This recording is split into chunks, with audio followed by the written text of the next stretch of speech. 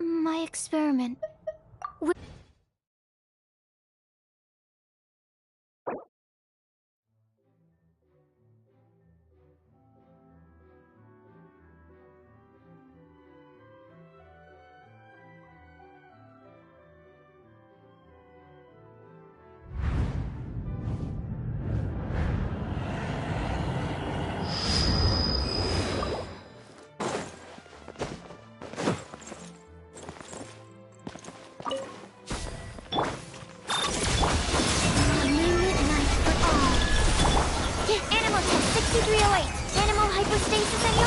Ultimatum protocol.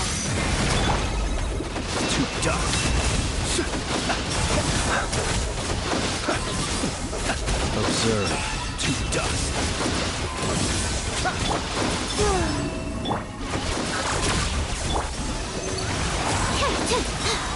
Swirl. Meanings converge. Preparing for dust. Be silent. Close your eyes. To dust. Observe. To dust. The night cometh.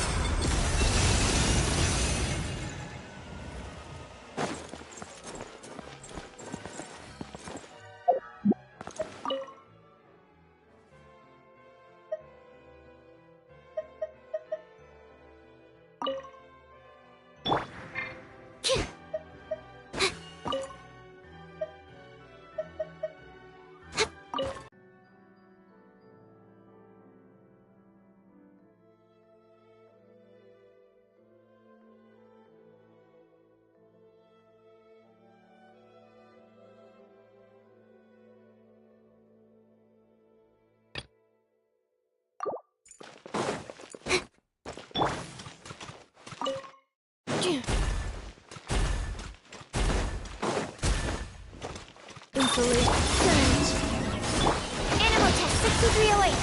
Close your eyes. Be silent. Night falls. Close your eyes.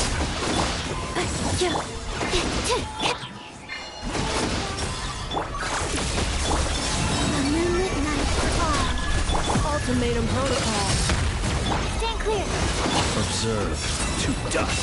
Be silent. Close your eyes. Hear the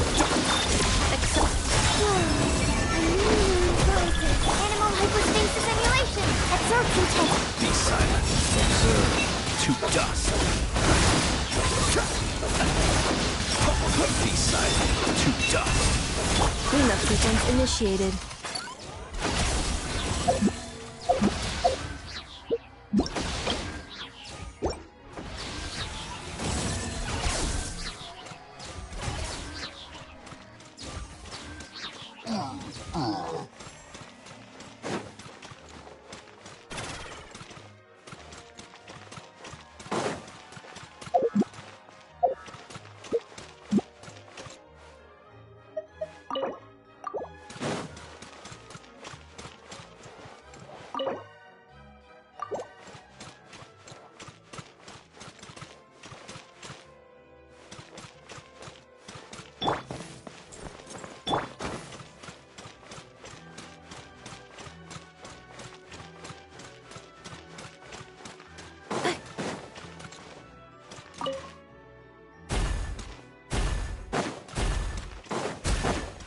Installation.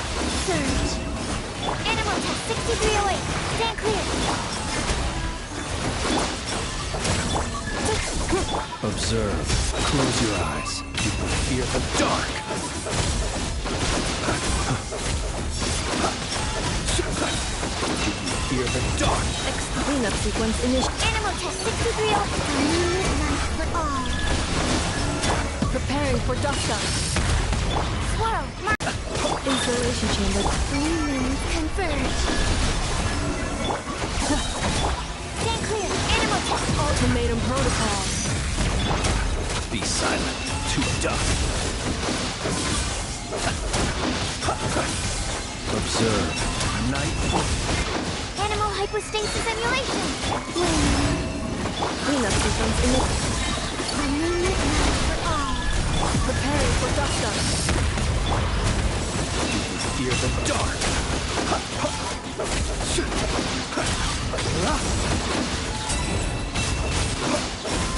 Surge.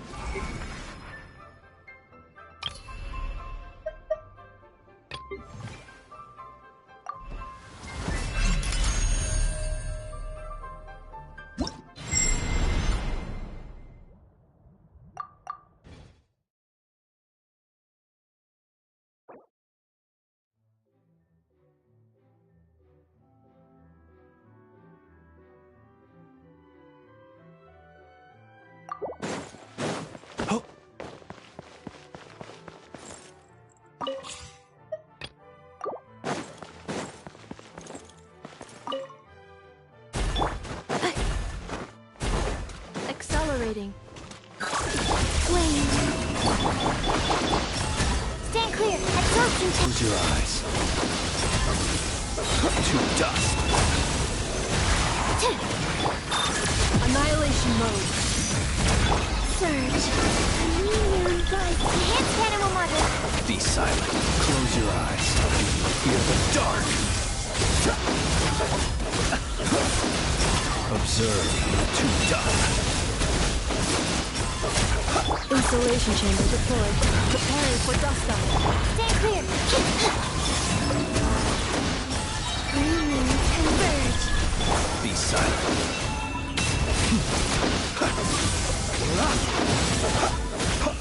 Observe. To dust.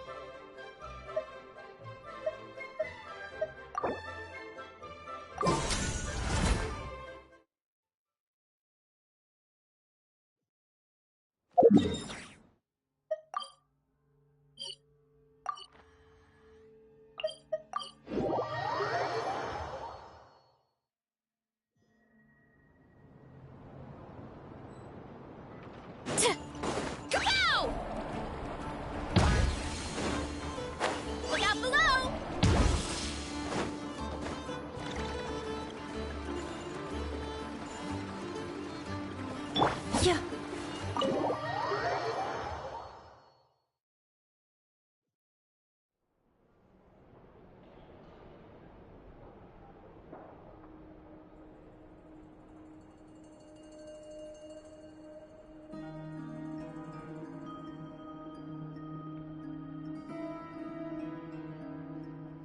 Looks like the gang's all here! Yep, all ready. How about you two? Green and good to go? Paimon's ready!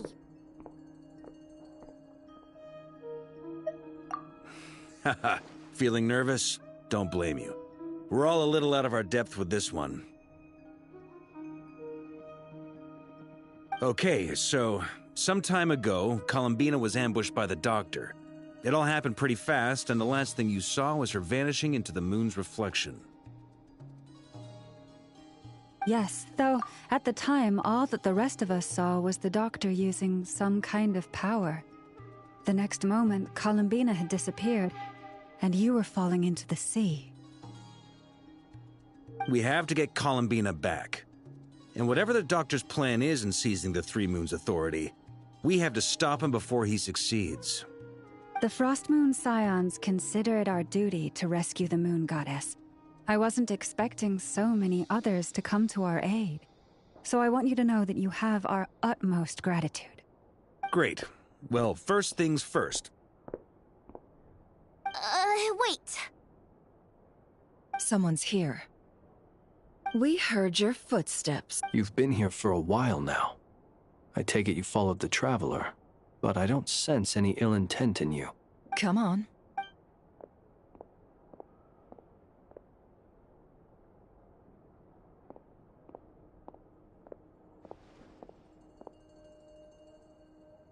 I figured it wouldn't take you long to notice me. I come bearing news from my lady, the Knave. Dottore went through the motions of returning to Snezhnaya, but it was obviously a facade. However, he has not returned to the Kuvaki Experimental Design Bureau, nor has he made an appearance in Nasha Town. Well, in that case, he'll be in his lab way up north. I always wondered why he applied for his own private pad. He was planning this all along. Tell them that Sandrone and I will go on ahead. If they still intend to pursue this matter, they should meet us at the research center in the northern tip of Nodcry. Nice of Columbina's two best friends to think of us. We appreciate the heads up. Our sincere thanks to the Fatui for your aid. Lady Damselette may have left our organization, but at least some of her colleagues remain genuinely concerned for her well-being. Not to mention that the Doctor's increasingly cryptic conduct gives us great cause for alarm. We have crossed swords many times before, but it's not personal. We're just on different sides. We don't lack humanity. And so, as fellow friends of Lady Damselette, it's only right that you should be in the know about this. Arlecchino's situational awareness has saved us a lot of trouble. I'll leave the map here with you. If you do decide to head to the research center, please proceed with caution. And remember, at least while you're in Nodcry, Lady Arlecchino's subordinates are your comrades if you want them to be. This is very accommodating of you. We can't thank you enough. Just doing my duty. I shall take my leave now. If you need us, you'll find us at the Experimental Design Bureau.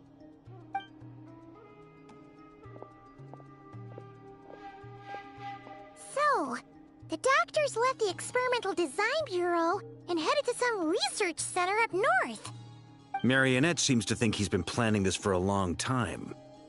But when did it start? Before he even arrived in Nodcry? It seems his loyalty to the Tsaritsa is lip service at most. Behind the scenes, he may even be working against her. Whatever his motives, we know that he's decisive and incredibly ruthless. Facing him unprepared would be a recipe for disaster. At this stage, it's difficult to predict his next steps. I suggest we split into two groups. We need some people to stay behind and guard Nasha Town. Well, as much as I'd love to help, infiltrating research labs isn't really my area of expertise. But at least take Cool Your Jet's Ducky with you. It should be some help during the battle. And as for Miss Inefa, I suppose you will stay to protect Miss Aino? Detecting operational logic. Protect Aino. Priority. High. Just in case, Servarka, I think it would be best if you stayed behind as well. You can leave the research center to us. I mean, I would have said the Knight of Berea should probably be out on the front line, but okay, fine. Leave Nasha Town to me. Be careful out there, okay? If things get out of hand, fall back right away. Yehoda will be on hand to assist you. In my absence, she can handle any intel gathering work. You got it, boss. You guys make sure to get back here in one piece, all right? We will. Things are moving fast. We'd better head off soon if we hope to keep pace.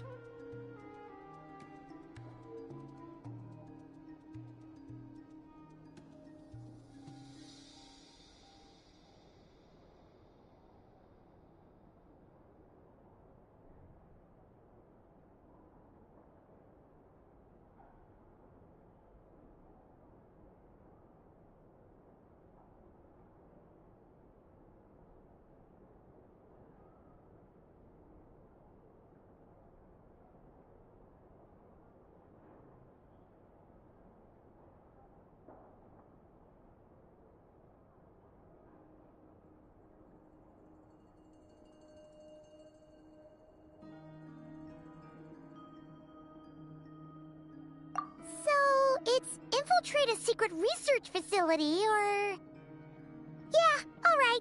Paimon will help out here instead. Sounds like it's gonna be a pretty intense fight. We all have to bring our A game here. So, anything you need to wrap up before we leave?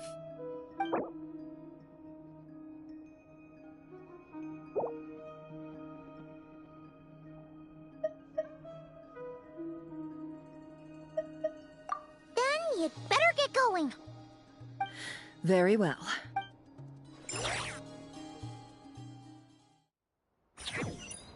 All these broken machines on the ground. Someone got here before us. Could it be Arlecchino and Sandrone?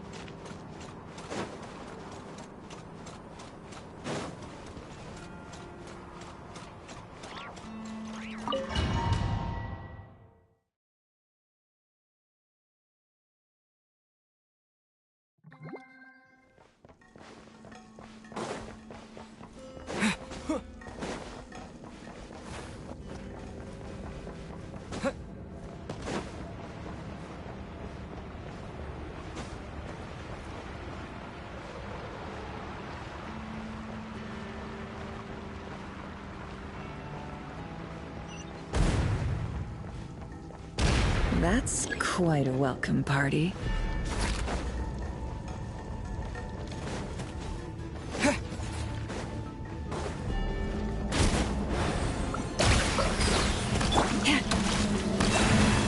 It all adds up.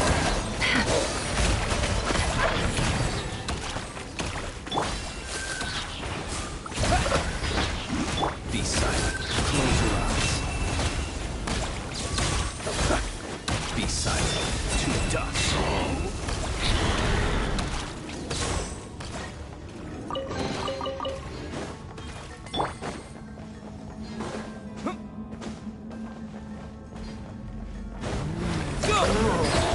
Leave this place. No more lies.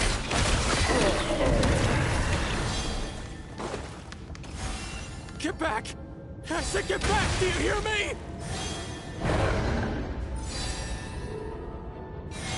Why isn't it working? No! Don't come any closer! Don't!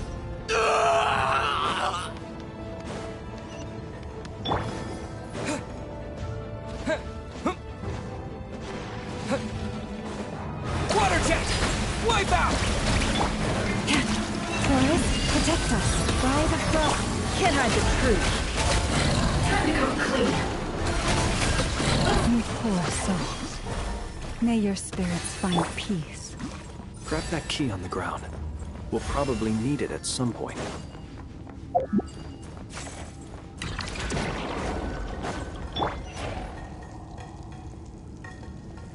Watch out. There's no way through. Let's go around.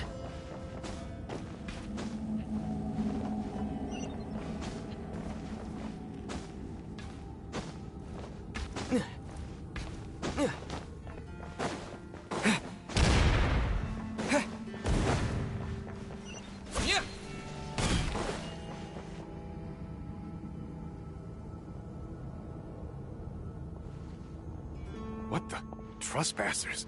Here? We're looking for the doctor, and we understand he might be here. You looking to settle a score with the doctor? Good luck with that. I don't think you have many chances left. Perhaps. But you might have a chance to live if you start talking. 2 other Harbingers had the same idea as you. They're already inside. But what good is it gonna do? The doctor wouldn't do something like this unprepared. Seems to me that you're not too thrilled about being his subordinate. Also, is it just me, or do I sense monsters nearby? We need to know what the doctor is up to. Please, if you know anything at all, tell me. This is about more than us versus the doctor.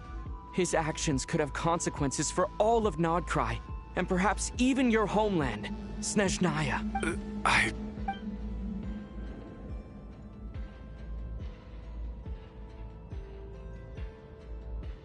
He's building something.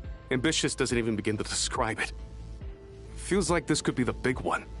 God knows how long he's been planning it. A while back, he told us he'd be returning to Snezhnaya. We weren't expecting him back so soon. This time he brought some gemstones with him, or something. 2 of them. The moon marrow spheres. He stole them from their rightful owner, Columbina. Oh, Lady Damselette? Last I heard, she left the Fatui.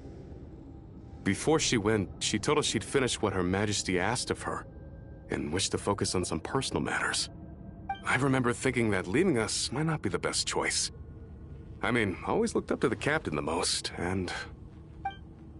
Back when this all started, the higher-ups dispatched 3 units to Nodcry to execute their plan. They were led by the Doctor, Marionette, and the Damselette, respectively. I was a part of the Damselette's unit to begin with. She never really interacted with us much. In fact, she seemed sort of detached from everything. Not because she was distracted, just felt like she was indifferent to the world around her. Like she had no stake in anything that happened. She always seemed like she was staring off into the distance. Almost as if she didn't see anything worth living for in the present, so she had to look further afield. That's right. She always used to stare up at the sky.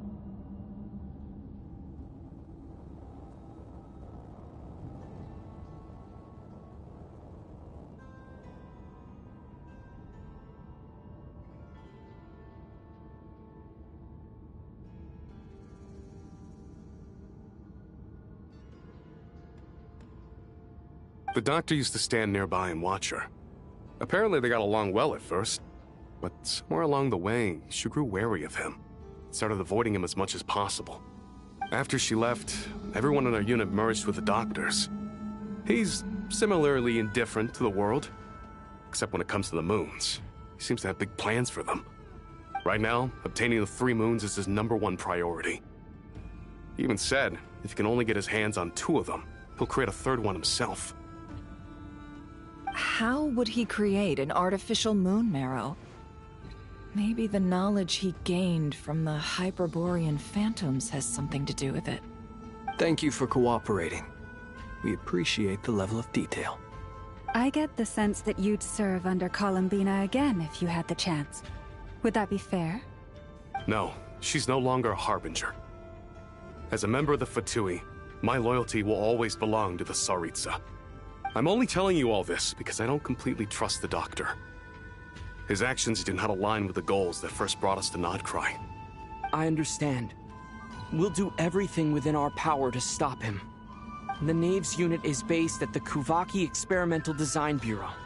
Maybe you can seek refuge with them. Well, now we know what's going on here. Artificial moon marrow. He's likely well on the way to completing it. Dottore's technological capabilities are far more advanced than I thought. I fear this could get ugly. Everyone, prepare yourselves.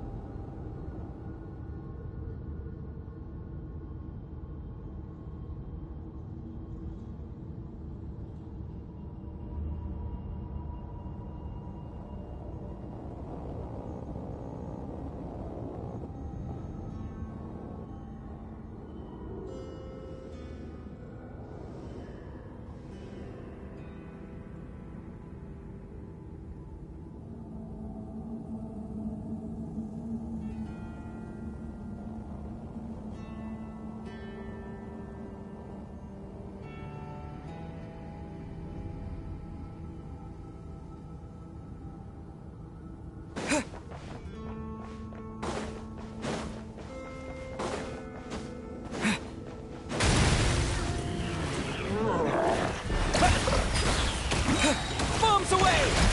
Close your eyes. Observe to dust.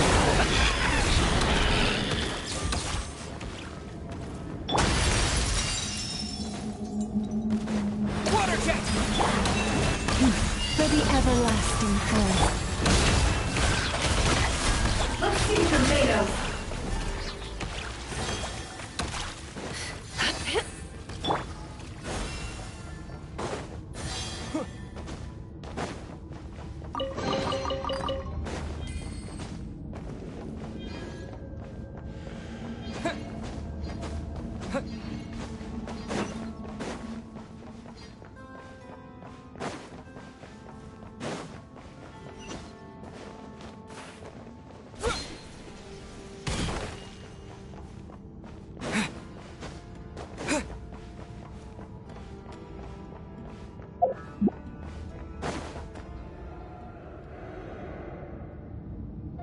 Welcome, one and all.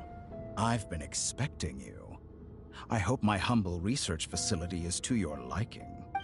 Yeah, we really appreciated fighting our way in through a horde of monsters. The gall.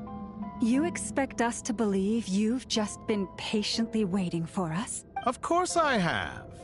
Should I be worried about something?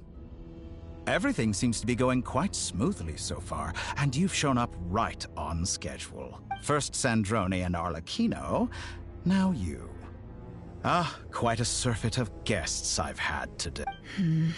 If you were looking for them, I should probably mention that Arlecchino disappeared as soon as she entered the facility. As for Sandrone, why, she stood right here, hardly out of character.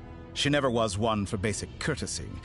But I have to admit, I was a little surprised to see her showing concern for someone besides her. Does everyone you associate with undergo such a change in temperament? Speaking as a researcher, I have to say, it is not a change for the better. It threatens one's ability to remain objective.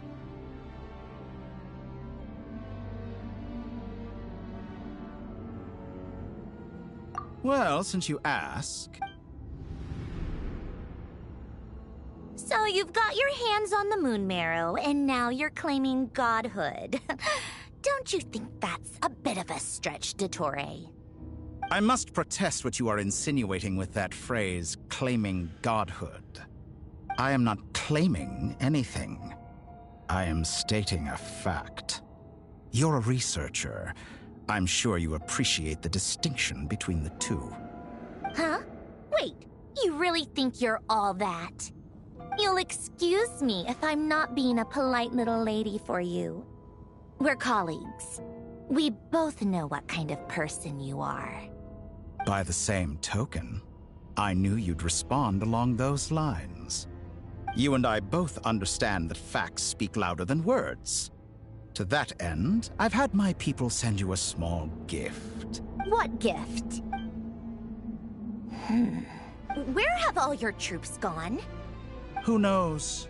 Perhaps they are already marching toward a new world, following in the footsteps of an unknown god. As vulgar and arrogant as you may be, dear Sandrone, I have no intention of taking out my displeasure on your subordinates. They will enjoy equal rights to my own. You sent your people to the Experimental Design Bureau? That's the Tsaritsa's property. Yes, and I am very mindful of Her Majesty's instructions. But you know full well that they do not conflict with my present goals. In which case, all I'm doing is conducting another one of my experiments. Is there a problem with that? Now then, you have a judgment call to make. Am I simply lying to stall you? Or is it possible that every word I am saying is the truth? In which case, your subordinates really are in danger. So now you've turned on fellow Fatui soldiers. You're completely insane. I have set a new rule for myself. Each person gets one chance. Naturally, that includes you, Sandrone. If you wish to leave, I won't stop you. We are colleagues, after all. Scumbag!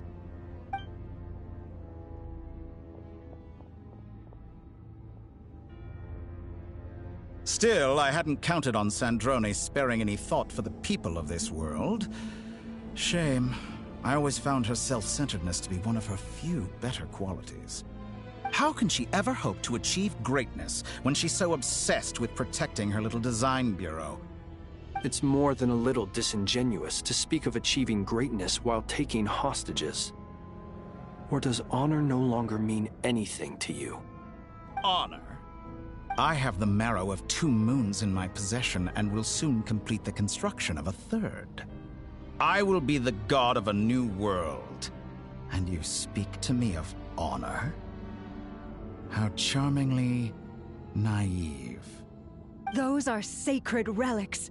You do not deserve them. In my view, many in this world do not deserve to be alive. And yet, I mercifully permit them to go on living, do I not? You'll come to regret your actions. Will I now? Let's see.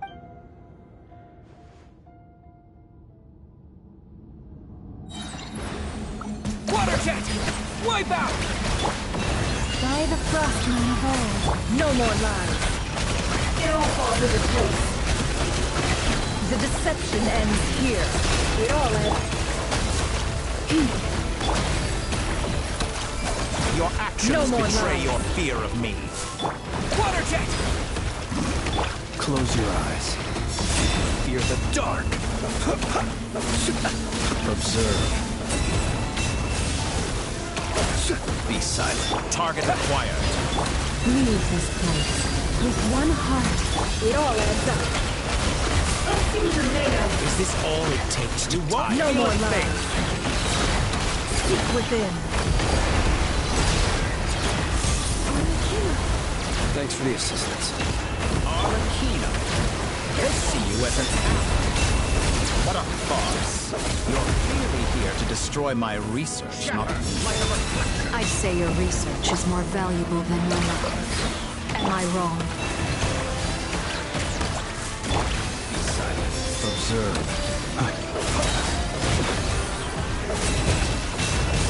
Be silent. No more lies. Laid bare. Are you quite finished? Close your eyes. To dust. Oh, interesting. Taurus, protect us. By the frost. Bombs away! Go! Is that the best you can do?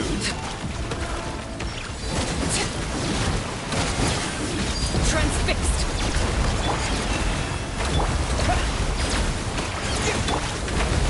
Observe. Night falls. How disappointing. Can't hide the truth. The mystery unravels. No more lies.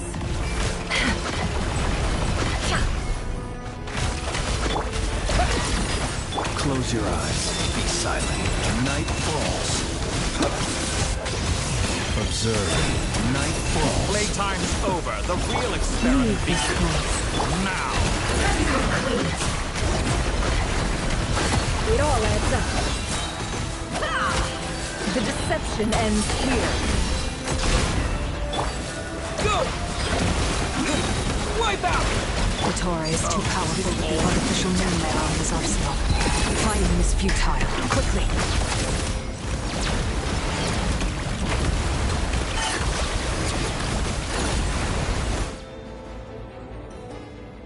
Let's go. I've always thought it is wiser to flee than surrender.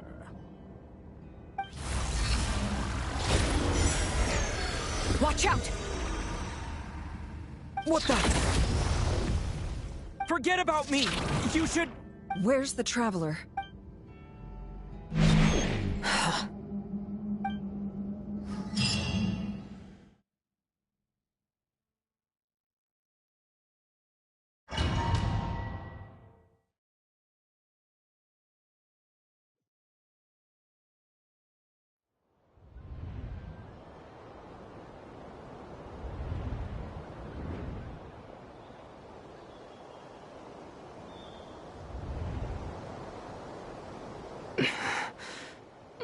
just happened?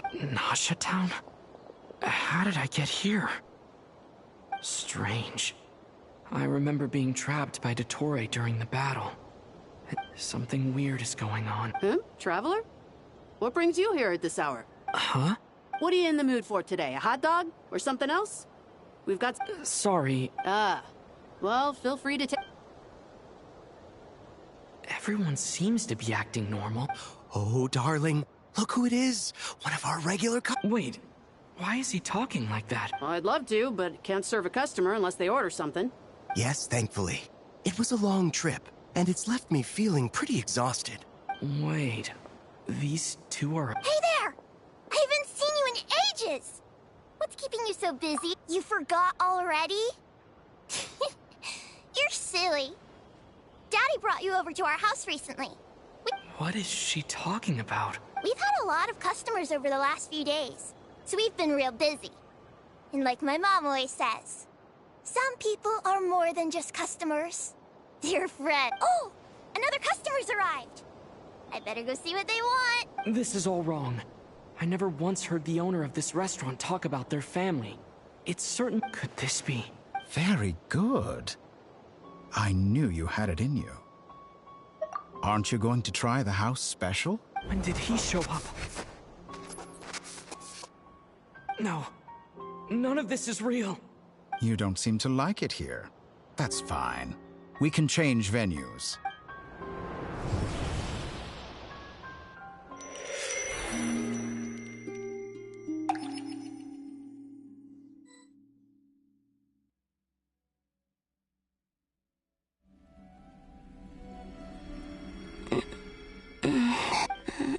I'm still alive. Where is this place?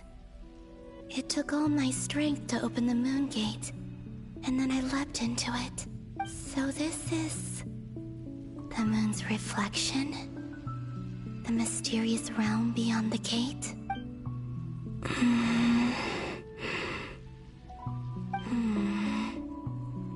I can't sense anything.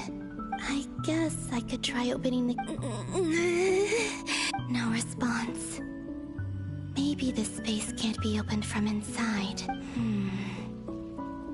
If this was the space that killed both Revier and his lover, then why am I unscathed? Or... no, I'm not unscathed. Even the air here feels...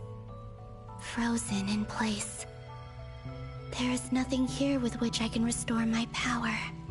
I should conserve my strength and proceed with caution.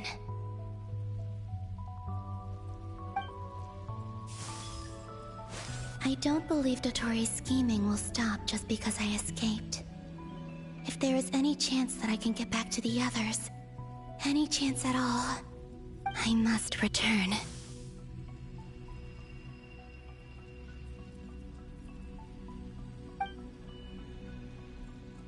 Emptiness, silence. What is this place? Or maybe the real question is, what is it for? What's this? Looks like it responds to my power.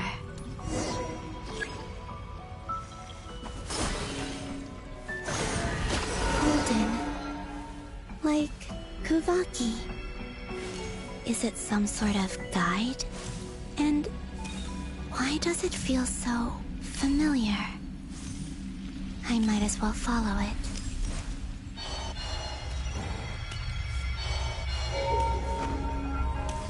Where does this lead? Could it be the exit?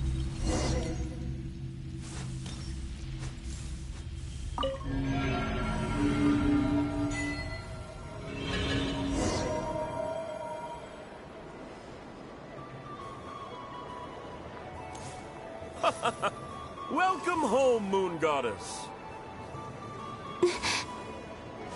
Is this...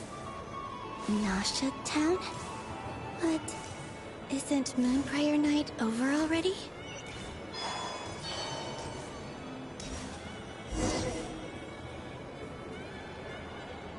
Goodbye for now, Columbina. I hope you have a wonderful night. I will. Everyone else. And... me? Are these... my memories?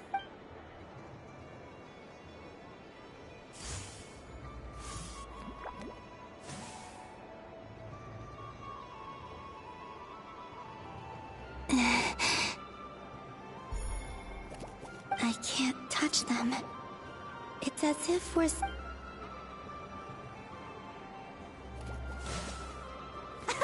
Over here! Over here!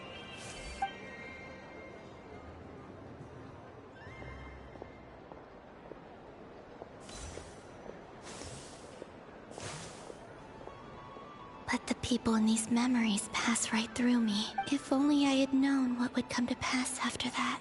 Even so, I should still take a look around. Just being back here.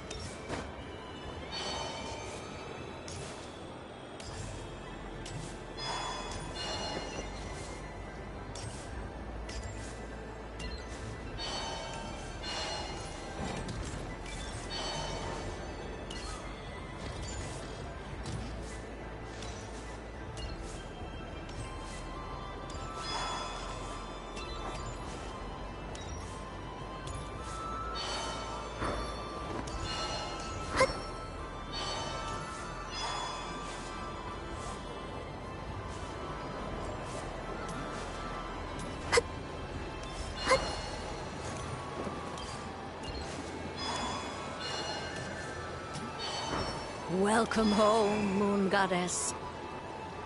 Oh, you're the genuine article.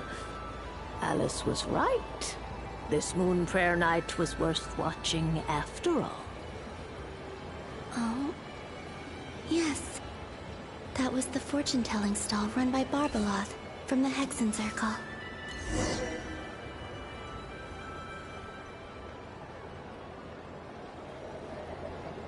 Please, draw the first lunar arcana.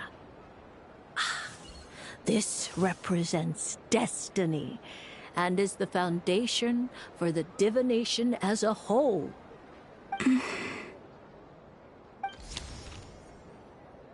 My destiny. I believe the card I drew was the moon. Now that I think about it, Barbeloth's divination was absolutely right. It's almost time to draw the last card. The one that represents the future.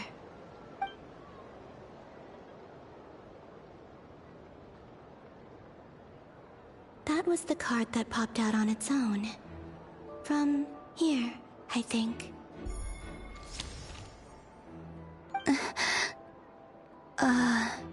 Kuvaki Pulse? What? Fascinating. I've never encountered this before in my role as a diviner. What's going on? Did that card leave the deck? Because of my influence? All I did was try to touch it, and then... Maybe this memory space is not untouchable after all. Are there weak points in the barrier? Or... is it possible that there's more to this space than my memories alone? This card is death. I need to get to the bottom of this. I'll try touching something else. Hmm? Is this... the wind? No, it's gravity. It's pulling me outward. No, Traveler!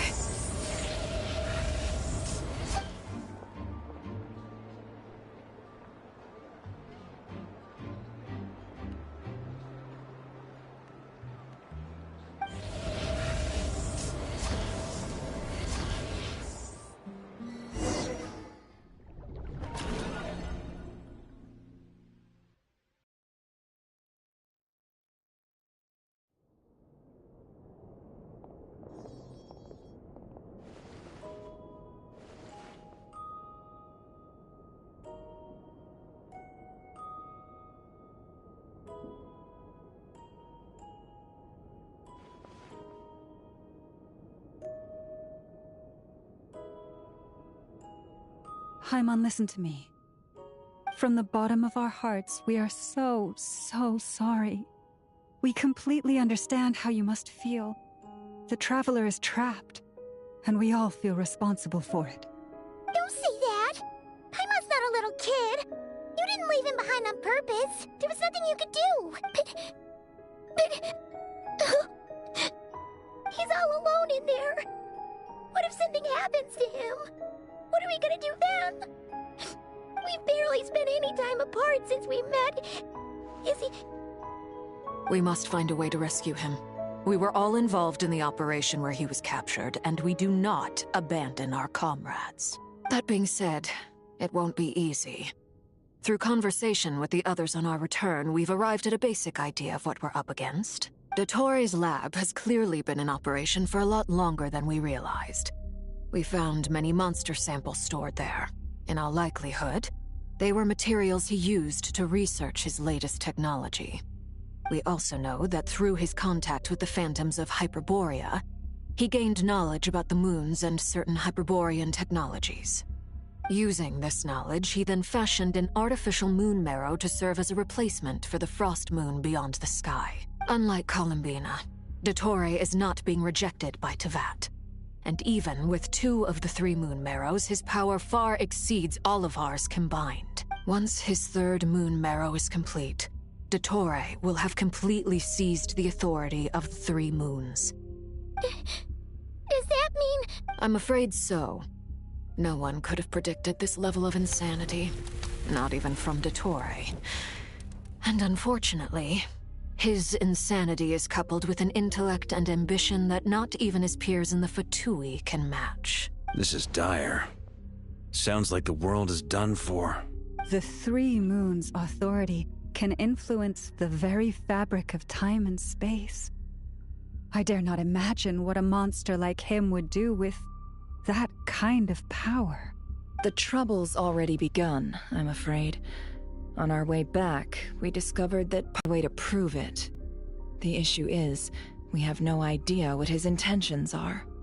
The only thing more frustrating than facing down evil is knowing that it will surely come, but not knowing when.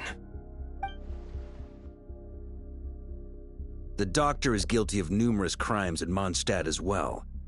One of our knights, well, former knights, his father was murdered by Dottore. His ideology and methodology are a danger to everything in his path, from individuals to entire nations. He does not feel guilt, even when he acts against his own people. He doesn't see them as his own people, that's why. People like him see everyone else as beneath them. Right. He views other people only in terms of how they can benefit him. That's the basis of all his social connections. Granted, he's hardly the only harbinger to pursue their own interests. We all do. And Her Majesty is gracious enough to permit it. Still, her mercy has its limits.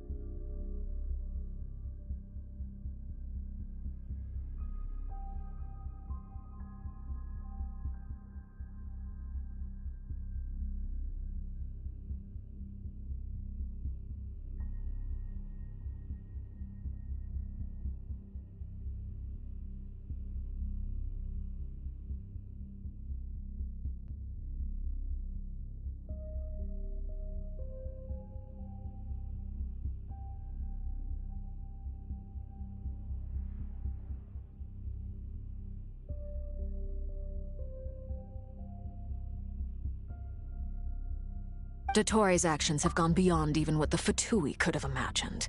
Usurping divine authority to become a god. For a servant of the Tsaritsa, that goes beyond being disloyal. It's treason of the highest order. We can't expect him to heed the Tsaritsa's will once he gains the Three Moons' authority. Even we Harbingers consider him the most self-interested among us. Poor Traveler. Of all the people to get caught by... We have to go save him right now! Please! We gotta find a way! Paimon, I promise you, we are with you all the way. I get how you feel. I do. But it's gonna take more than strong emotions to take down an enemy like Dottore. What we need now is more information. Right. We can't even guarantee he's still at his research center. Before we can think about mounting a rescue operation, we need to confirm the Traveler's location. I'll find a way. Paimon knows, but... She's so scared. If anything happens to the Traveler... He might be the strongest person Paimon knows, but he's still human. He feels pain and bleeds just like anyone else. Then think things through before you stick your neck out. Unless you want to lose your head. Sandrone. Miss Sandrone, you're okay?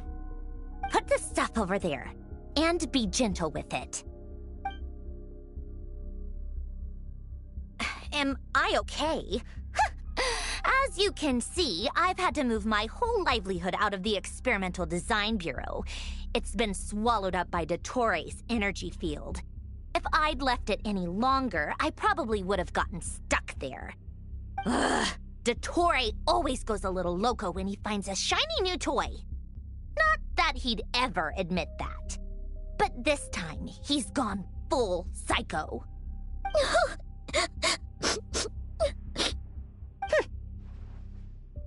Just go ahead and cry already. Sorry.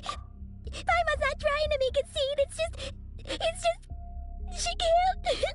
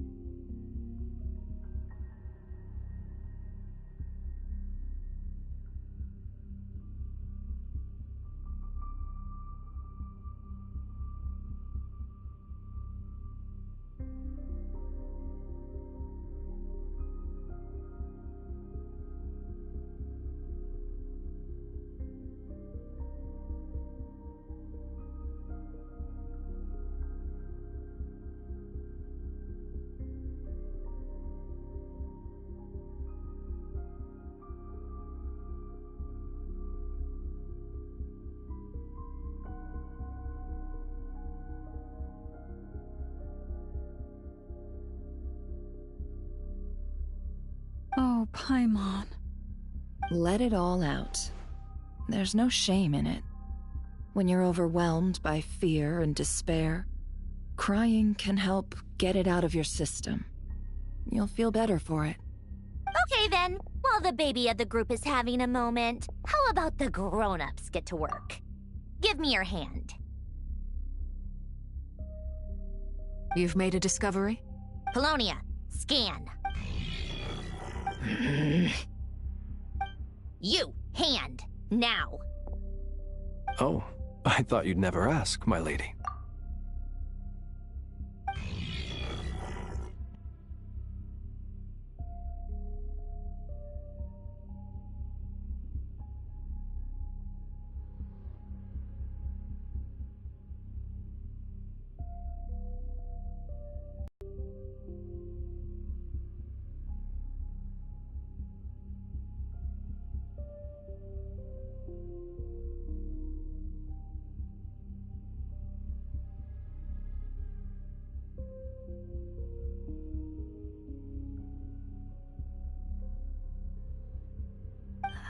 curses!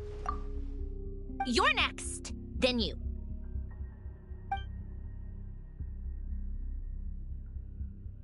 Dottore, you son of a... He's done something to us! Everyone who entered his research center has been implanted with some sort of curse. I don't feel anything unusual at the moment. Does that mean it hasn't activated yet? Is there a way to figure out its purpose and what might trigger it?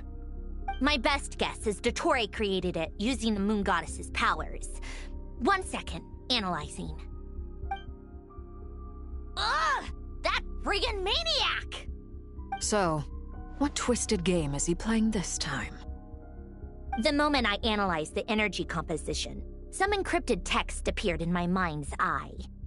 And when I deciphered it according to the Fatui standard encryption protocol, I got the following message. Feel free to run, or you will perish in nod cry. He's mocking us. Yep, he loves to toy with people. Only in this case, there might be more to it. But I didn't detect any murderous intent or malice either in the message or the curse's energy. As if this is him at his least malicious. Or perhaps all people are cowards in his eyes. Maybe he thinks the threat alone will be effective. What a despicable person. And he has the Traveler in his grasp. If I may, as unhinged as Dottore may be, he has always exercised great patience with the objects of his interest. I remember a comment he made when we first arrived in Nodcry. He said, "This world is, on the whole, an exceedingly dull place. But at least there are a few intriguing features, such as the gods, or the Traveler. Presumably, they interest him because they're unknown quantities. He wants to understand as much as he can about them." Agreed. The Traveler is Tevat's fourth descender. All Harbingers are aware of this. Since Dottore took such pains to capture the Traveler, he is unlikely to kill him right away. Okay, but we still have to do that rescue operation.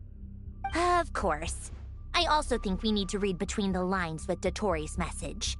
If he's encouraging us to run, that means we mustn't leave Nodcry under any circumstances.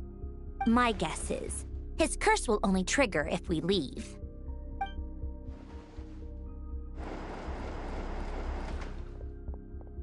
We've discovered multiple energy fields.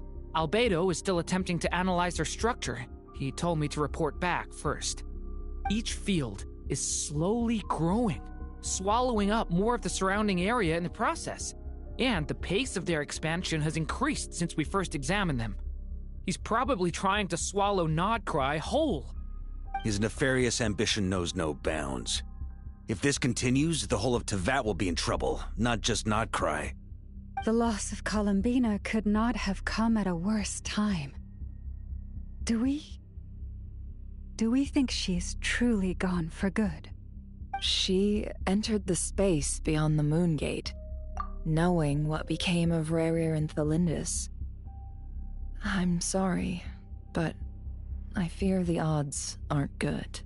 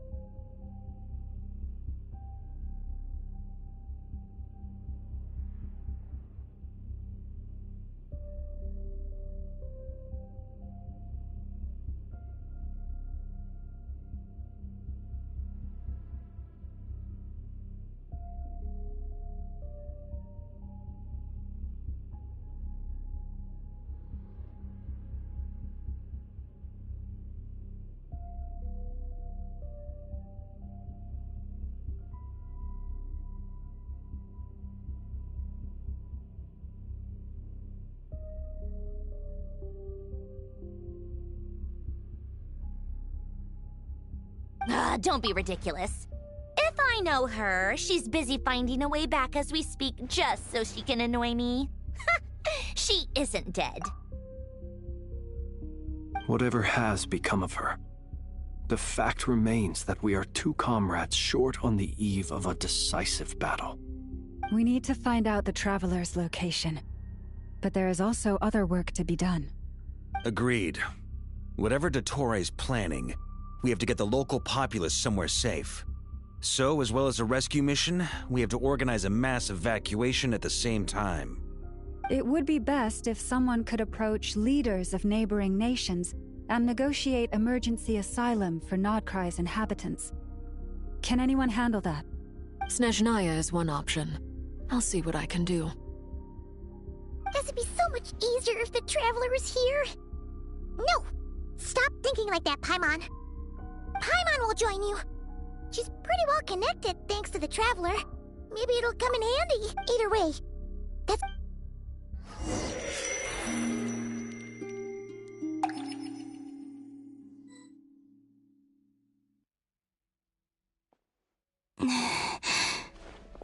Back here again. That gravitational force that pulled me back. Is this where it came from? When I saw that memory of Moon Prayer Night, I think I influenced reality. Was it just a coincidence? Or... if only I could have sent the others some kind of warning on Moon Prayer Night. Maybe we could have stopped Dottore. I feel... so heavy. Does entering that space consume a lot? Well... back to emptiness and silence again. I should try and find my way back inside that memory.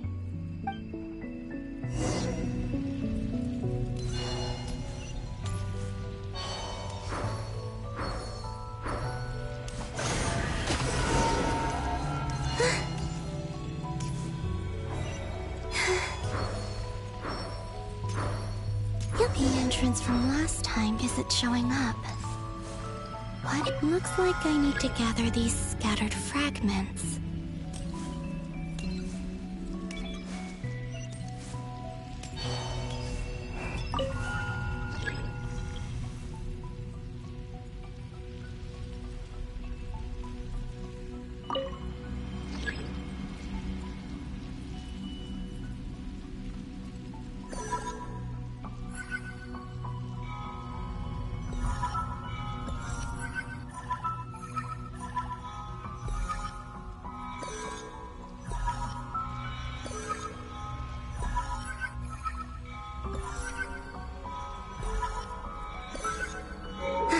It worked! Hopefully I can stay inside for a bit longer this time.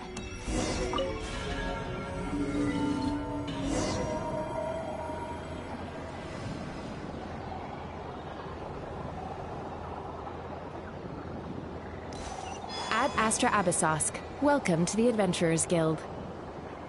What? This doesn't look like Moon Prayer Night. Extra, extra! Latest issue of the Nausea Express! I don't think I've ever been here. Maybe this space isn't comprised of my memories after all. There aren't any festive decorations around. Is this Nausea Town after Moon Prayer Night ended? Did Dottore's plan not affect the town?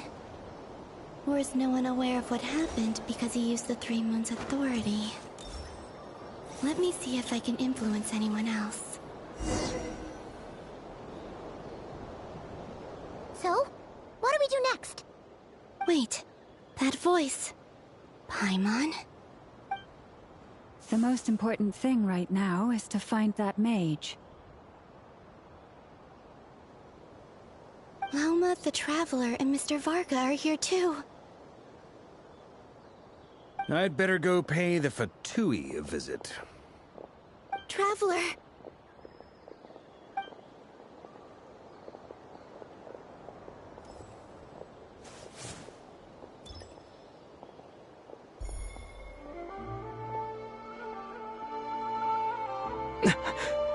Columbina? I made contact. It's me, Columbina. Huh?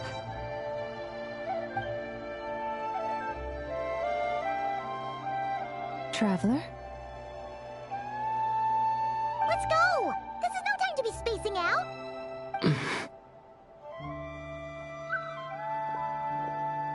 Huh? Wait a moment. This has happened before. This is what happened when I disappeared.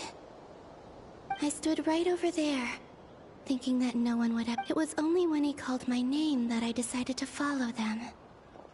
But did he turn? Is it really possible that from in here, if I keep following them, it's that gravity again?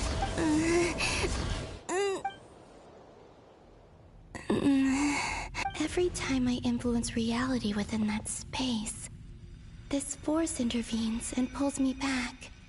It's as if it's trying to stop me from leaving. I'm getting weaker and weaker. I'll just have to try. Come on, Columbina. Keep going. You have to tell everyone what happened.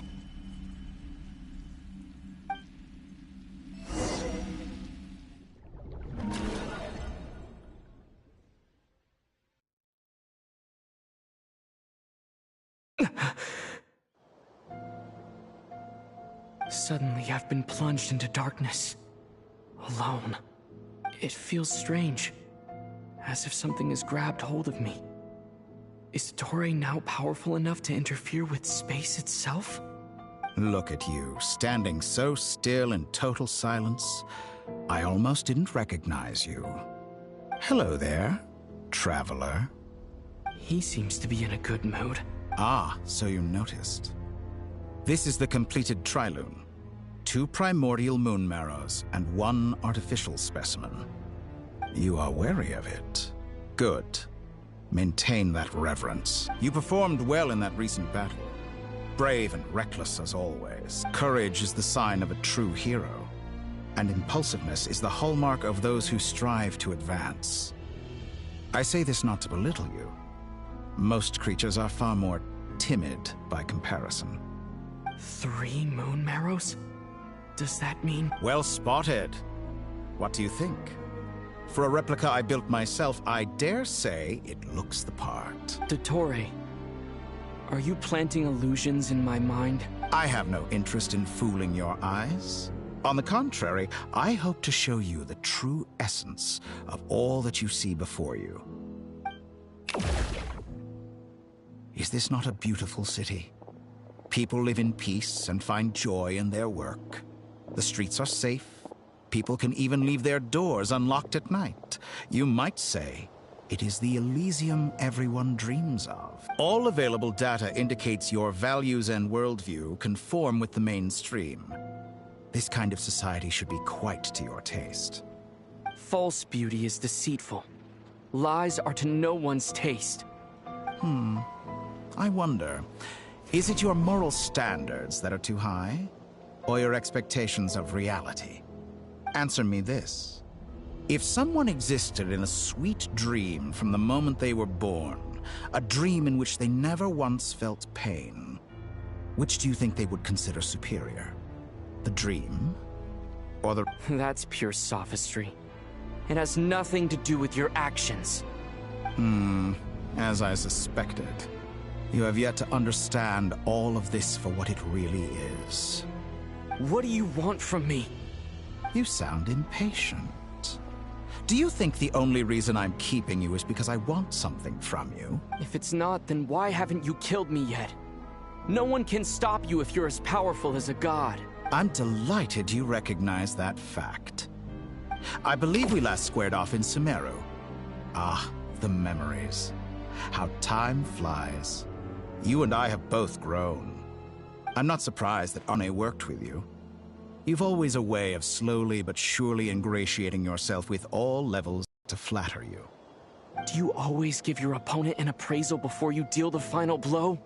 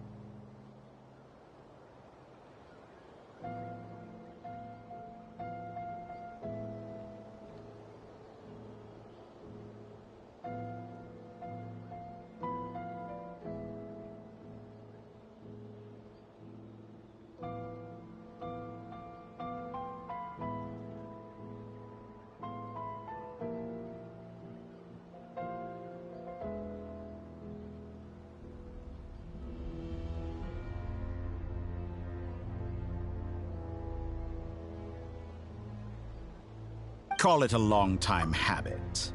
I'm a researcher, and one of my duties is to give an objective assessment of my subjects. But you misunderstand. We are not opponents. Not at this moment. I just want to talk. Think back to Tartaglia, Arlecchino, Capitano, Columbina, and now even Sandrone.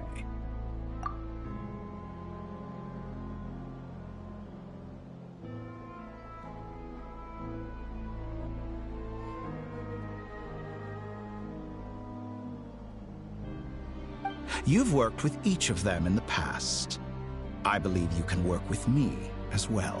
What makes you so sure? Well, why not? Should the good associate only with the good and the bad befriend only the bad? I like to think we could have a more mature relationship than that. Surely you don't think all your relationships are grounded in friendship or shared ideals? People come together because it benefits them to do so. If you think of the people you admire, you must surely admit that they have provided some benefit to you. Morality, ambition, dreams. People have plenty of words to embellish the nature of their relationships. But once you break free from those ethical frameworks, you will see that the only thing connecting the two of you is mutual benefit. And that is what I'd like to talk to you about. We're finally getting into it. He's probably been... He has the authority of all three moons. You say you're a god, but you also speak of mutual benefit. What could a god want that the three moons cannot provide? Excellent question. But before I answer, I would ask you the same thing. Gaining Columbina's allegiance was a rare and extraordinary feat. But the Moon Marrows are now in my hands, and I have the edge over her. For this artificial moon is not being rejected by Tevat. Her identity and lineage may have been a thing of glory in the old world, but they were also shackles that prevented her from ever integrating into Tevat. I, on the other hand, you may view me as a thief, but I have overcome that limitation. So what is it that the Three Moons cannot grant you? What stops you from negotiating with me to get what you want? I don't make deals with lying psychopaths. That's quite an accusation. Are you expecting me to get angry with you? Well, this is one aspect in which my personal growth has served me well.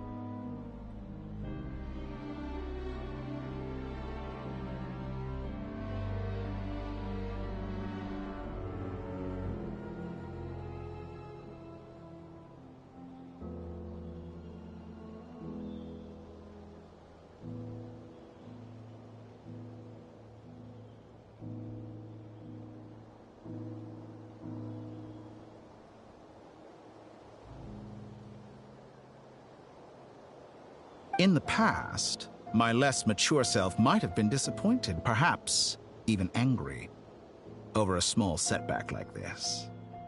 Like when you and Lesser Lord Kusanali joined forces to oppose me, for example. But things are different now. Just as the rich do not quibble with the poor, I no longer find myself perturbed by these trivial affairs. Human relationships end with conflicts of emotions and interests. But relations between humans and gods are different. And ours is even more unique. I have ascended to the highest heights and laid claim to unprecedented horizons.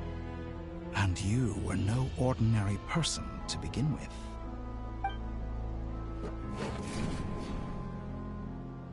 Allow me to show you the world, Descender.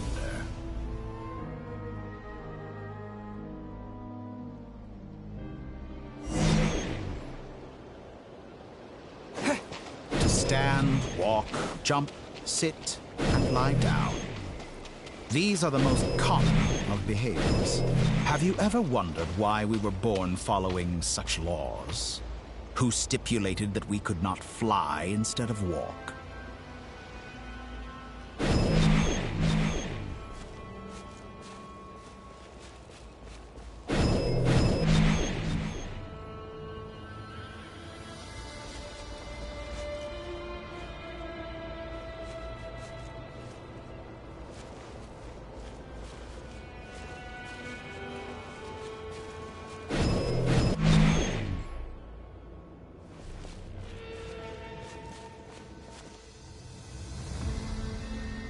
Someone of your talent and experience must surely know of the 4 great rulers who serve the heavenly principles. They govern life, death, time, and space. One wounded by a blade will die from blood loss or infection, and one who falls into a lake will drown in agony. The elderly wallow in solitude, and the solitary age faster. Eventually, new life is born, only to embark on the same path of suffering. These 4 divisions anchor the world and shackle those who live in it. But they themselves transcend its boundaries, squandering the power bestowed by the heavens. All who live yearn for equality, but unless the gods prostrate themselves and profess that they are mere servants of the living, equality can never exist. Who makes the rules we must live by? Who has the right to restrict us? The limits of the body can be rejected.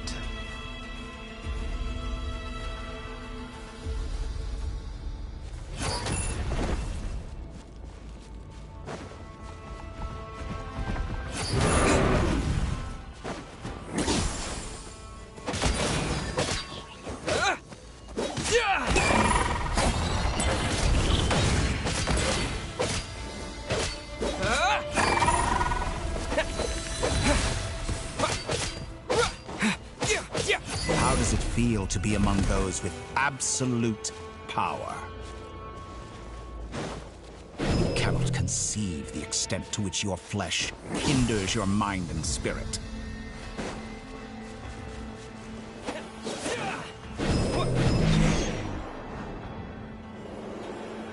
Only by discarding our useless, primitive eyes can we perceive a new world.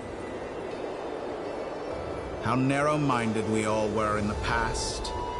Why should the final answer of the world not be the power that predates those of life, death, time, and space? The power of the Trilune. Through it, I have glimpsed new experimental possibilities. Nature suppressed, authority exiled, souls controlled.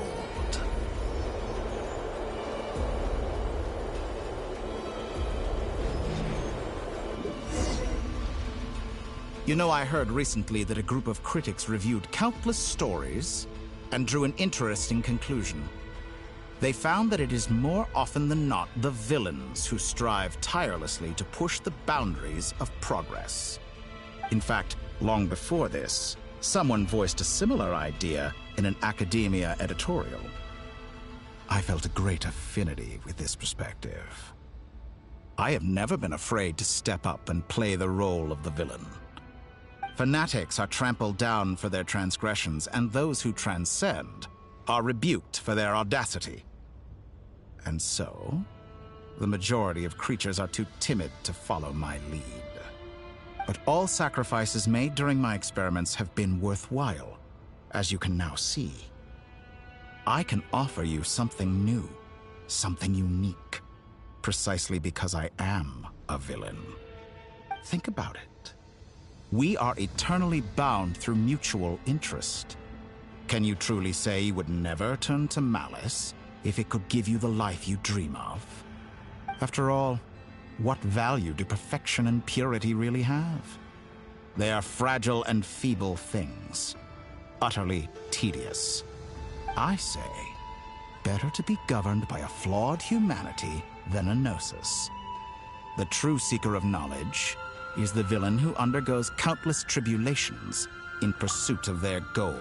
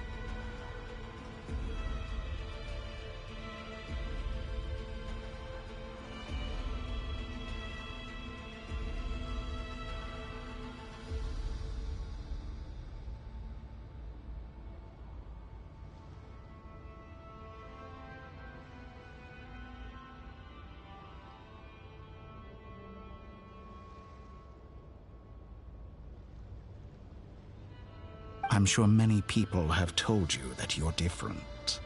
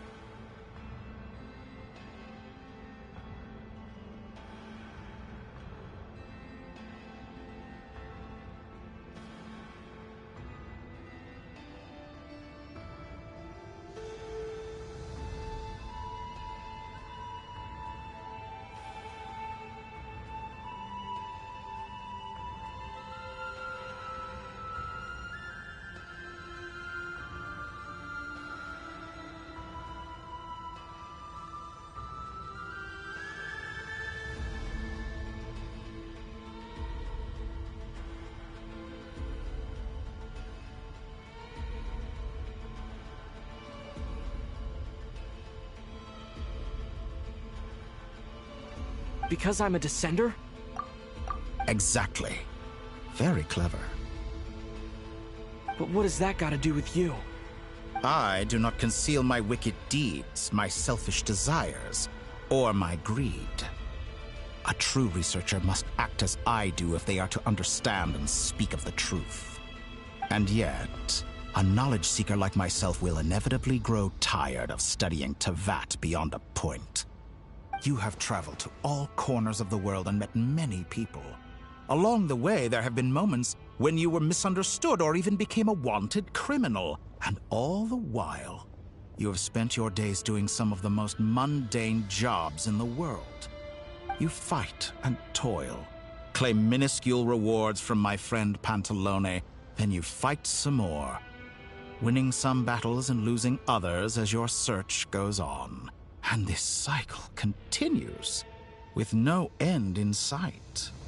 Surely you must sometimes grow weary of being stuck in this same loop day after day. We're completely different. I embrace everything that life throws at me. I am engaged in every step of my journey. How does that make us different? I too embrace what life brings, researching everything that interests me.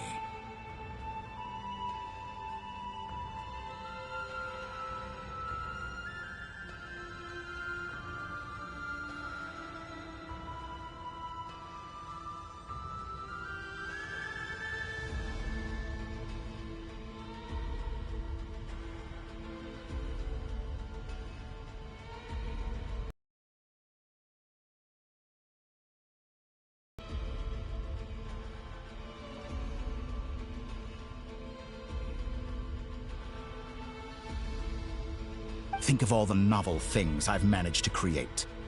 Like the artificial moon marrow. Don't you see? As unique a specimen as she was, even Columbina is not irreplaceable. Take that back! She's gone because of your actions! I didn't say that to anger you. Though admittedly, I don't see what there is to be angry about. Anything Columbina could do for you, I can do better.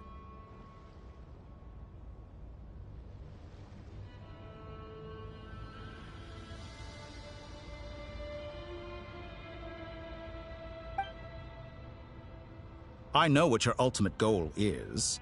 You wish to walk the path your sister walked, and seek answers from her at the end of that journey, don't you?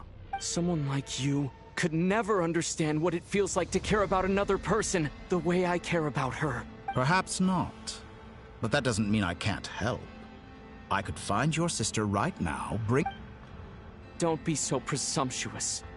You'll never begin to understand the situation between us. Oh, no. This is no presumption. I'm only offering what I know is possible with the power of the Tri-Lune. But it seems like you would sooner continue with your journey through this world. What, do you truly desire this journey? Or is it simply a necessary process from which you cannot escape? Think of all the time and energy you have spent, everything you've had to endure just to make it this far. Is this really what you want? Or has your hand been forced by the promise of that final answer? Yes, you have made many friends. But do they ever spare a thought for the void in your heart and what it yearns for? What you want is not friends.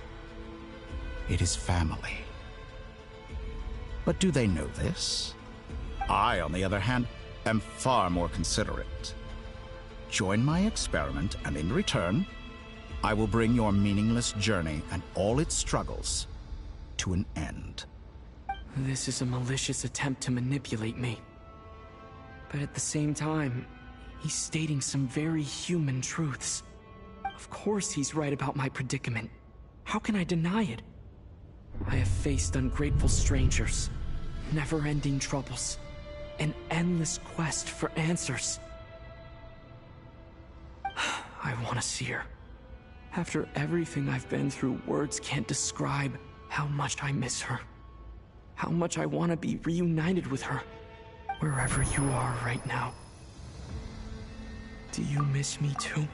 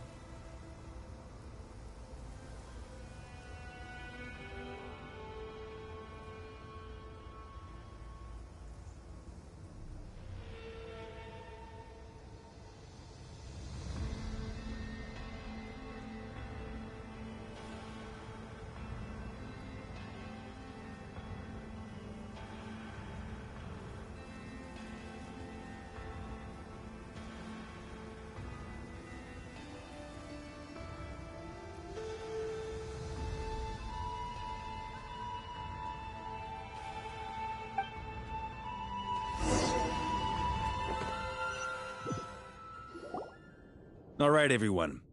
Our next mission is clear.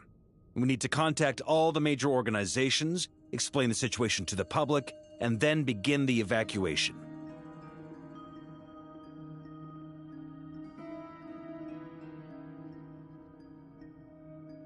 The residents of Notcry are quite dispersed.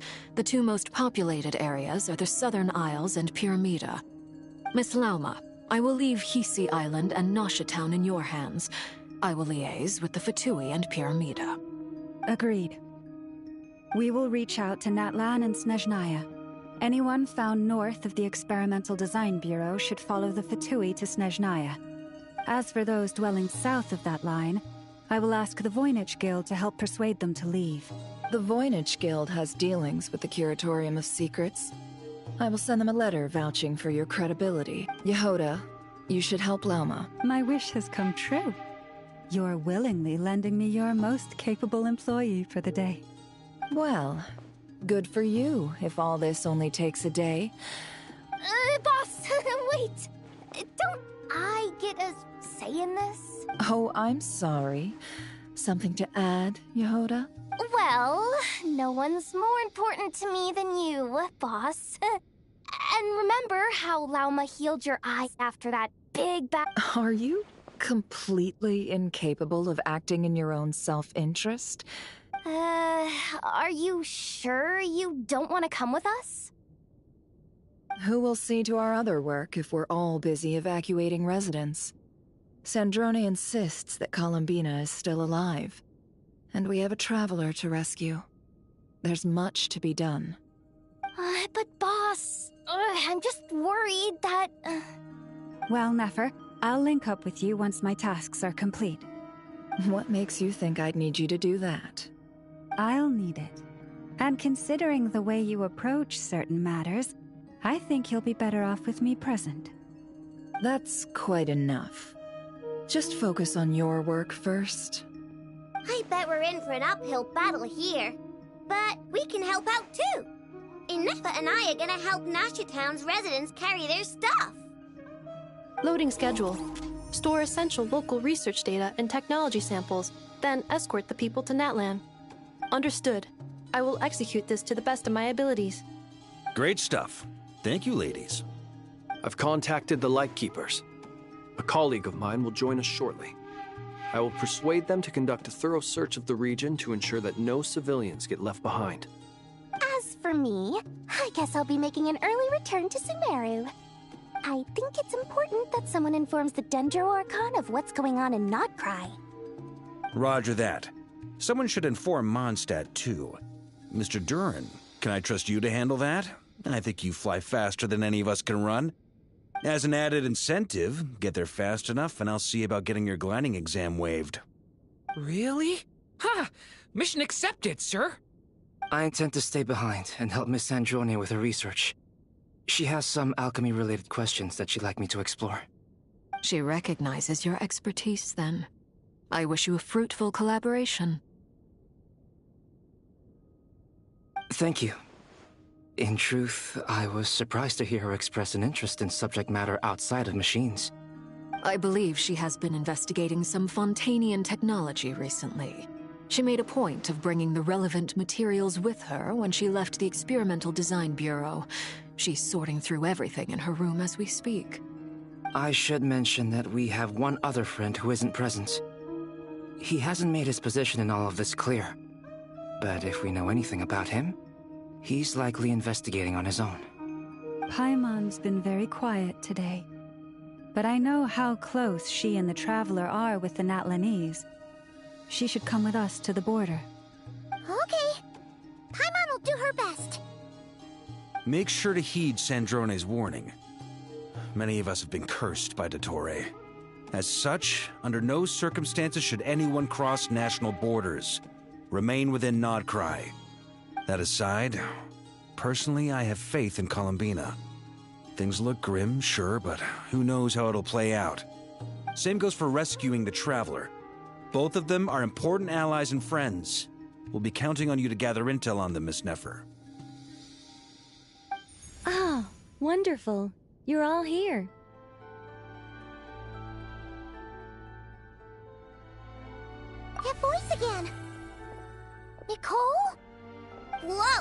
loud, and it came out of nowhere. So mysterious. Sorry, this is the only way I can speak to you all right now. Please accept my apology. Anyway, time is short. I'll cut to the chase. We're still facing quite a catastrophe here at the world's borders. Alice has roped in every Hexenzirkel member she can get a hold of. Except for me. She told me I had to come and help you all out as a matter of urgency. I quote, "You love talking, don't you? Well, now it's finally your time to shine. Take these. Make sure the whole party gets one each. You'll be in charge of making sure everyone stays connected." Huh? Is this a Dodo communication device? Scanning. Unknown device. Analyzing. Unknown device. Conclusion. Cute. Affirmative. It is cute and good. I believe that I quite like it. This is no ordinary Dodo communication device. It's my very own special modified version, specifically... sorry. I almost went off on another tangent there. Anyway, help yourselves.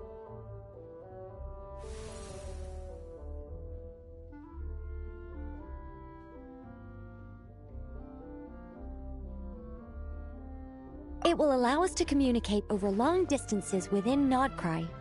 No more worrying about shuttling messages back and forth. What astounding technology. Am I right in assuming that it relies on your personal abilities to function, Miss Nicole? Yes, exactly. Right on cue, Albedo. I'd love to brag to you all about how it all works. But no, next time. Anyway, I'll be right with you all, serving as a communication hub. That's all from me. Head off as soon as you're ready. I'll be staying here to keep watch, and I'll be sending you my blessings.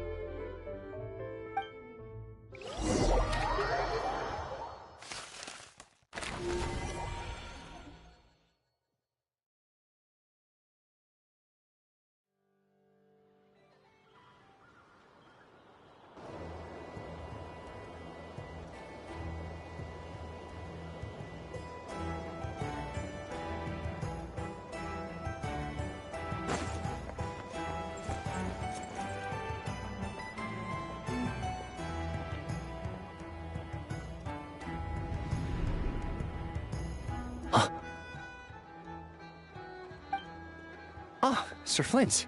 Perfect timing. I just arrived myself. You are most considerate, Master Ilua. But in fact, I know you have been sitting here for quite some time. If you saw me, why didn't you say something? I was curious to see how long you could sit still for. Also, shouldn't you have managed to sense me approaching? That would be a first. You always seem to appear out of thin air without making a peep. Also, how many times do I have to tell you not to address me as master? I don't qualify. I beg to differ. Why should a young man so well versed in social graces as yourself not be worthy of that title? Please, Lord Flint's... Sir Flint's. I'm begging you, don't flatter me into complacency like you do with everyone else.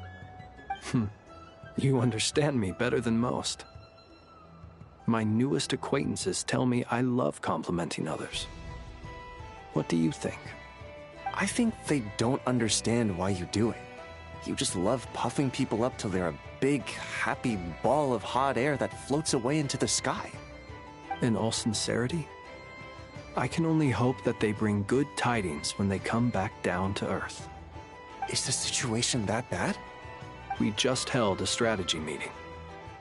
Let me fill you in.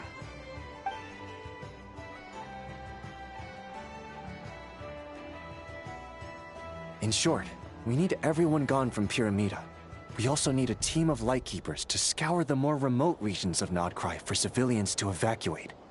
I only hope we have enough personnel. We do. Old Man Nikita will definitely help, and we can recall anyone. Once you've completed this task, make sure you and the rest of the team evacuate to either Snezhnaya or Natlan as well. Flint? If you've got something to say, Master Ilua, why not guess what I'm thinking right now? You mentioned that you have something else to deal with later. How difficult is it going to be? I doubt it will be easy. I know you're a Lightkeeper, and it's your duty to protect others in times of crisis. But I have a feeling that you'll be walking into grave danger. However bad things have gotten in the past, Nodcry has never faced a mass evacuation before. But from the sounds of it, you don't intend to come with us. I don't mean to pry, and it's probably none of my business. But whatever it is you're intending, you don't have to go through with it, you know. I've been afflicted with some sort of curse, and I'm told it may well trigger if I set foot outside of Nodcry. As such, I cannot leave. I have to act, if for no other reason than to fight this curse. What? No. Why? Why would anyone want to curse you?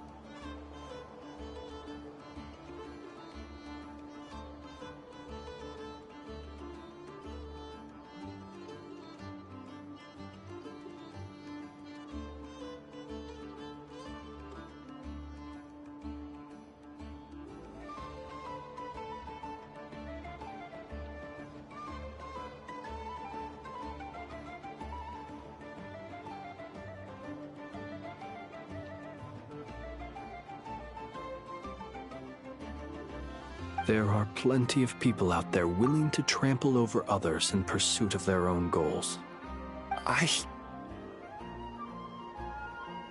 Frankly, Sir Flames, I am furious. You're making light of what is an incredibly serious situation. Indeed I am. And? And what? I told you, I'm furious about this. Nothing I can do about it, I'm afraid. Things happen, and we just have to deal with them. If you find yourself feeling angry, perhaps start by drinking a big glass of water. Hey, you mean you're completely unmoved by my anger? I'm devastated.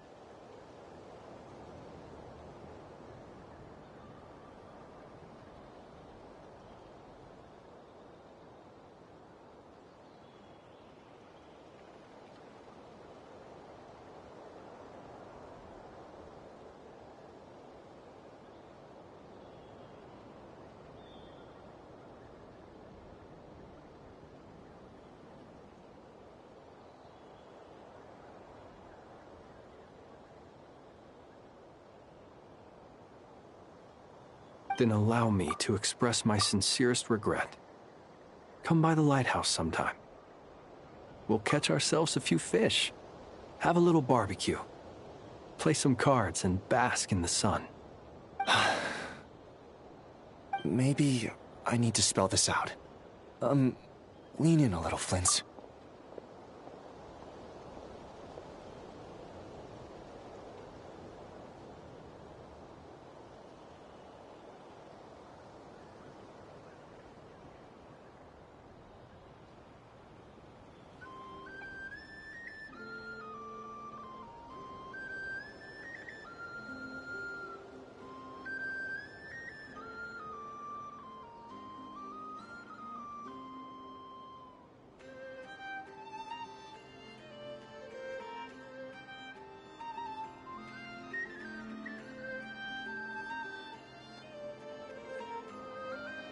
Oh my, this doesn't bode well.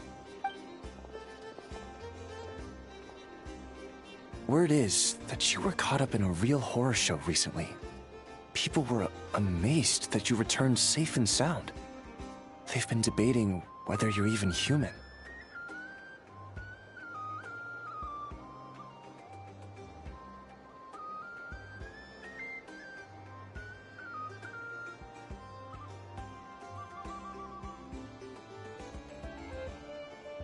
I've returned safe and sound from plenty of crises. Fine. I'll be frank. You're not human, are you? Heavens. Now that's a horrifying thought.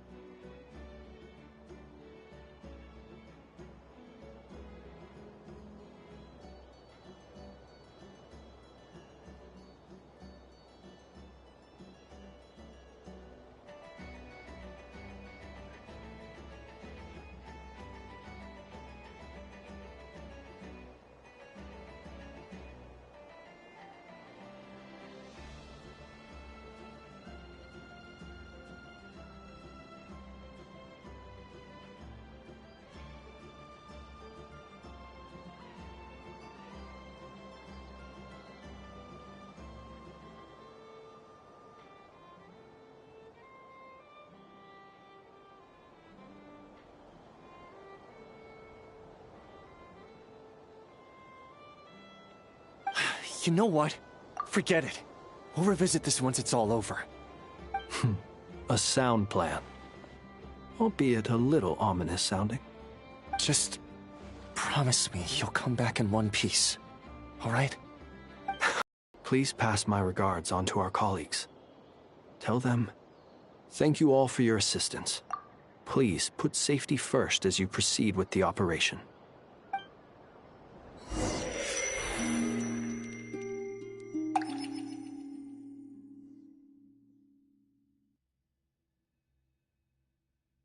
I have to keep searching for a path toward reality.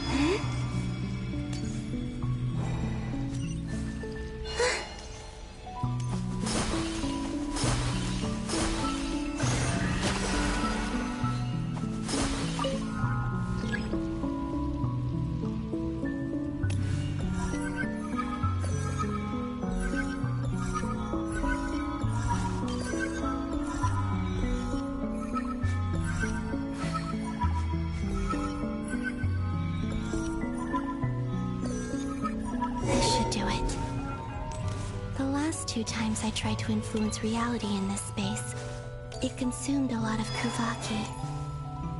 I'll try and be more careful this time. I need to leave key clues behind using less power. I hope everyone still remembers what I said on Moon Prayer Night.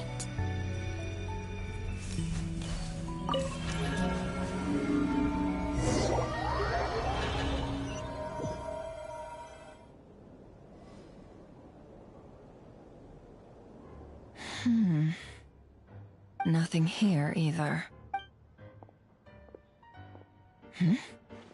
Flints? Ah, Miss Nefer. What are you doing here? Unless... I just spoke with Itlua about arrangements for the search and came for a walk nearby. As for you, why would... It appears we think along similar lines. And neither of us likes to accept things at face value. As well as figuring out how to gather intel on the Traveler, I wanted to confirm some of my own suspicions. Also, we'll need to bring a lot of force to bear against Dottore, even if we're only looking to rescue the Traveler. We can't leave anything to chance. You don't think Columbina perished either, do you? I'm merely considering the possibility that she survived, just as you are. How much can we really know about a deity like her anyway? Do you remember what she said on Moon Prayer Night? About using moonlight to send messages to us? Of course. I think that's why we're both here. Where have you checked so far? I've been focusing on the outdoors. Anywhere the moonlight shines. I checked most of Nasha Town, but didn't find anything. I checked the Curatorium of Secrets, and a few rooms where I thought I might find some leads. But no luck here either. The only places I haven't looked yet are the rooms in the flagship. But process of elimination isn't the only thing that brought me here. Oh, really? What's your other reason? After all that build-up, our mystery ally never showed up even once!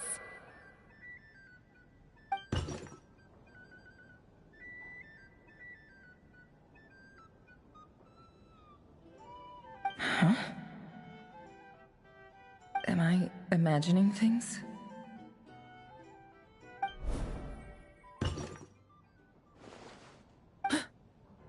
Come on, let's see what's going on. Oh no. I knocked over a vase as soon as... Although... it looks like as long as I'm careful with my action anyway. Is this the flag? I only went into the lobby last time, so I've never actually been, if nothing else. He mentioned where his room was. I think it's... this one.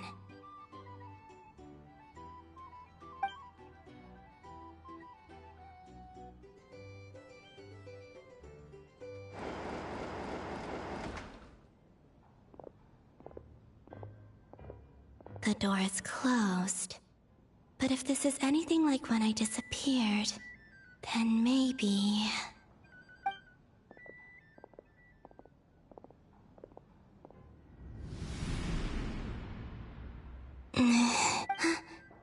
I'm in. He and Paimon aren't here at the moment. I hope he's okay.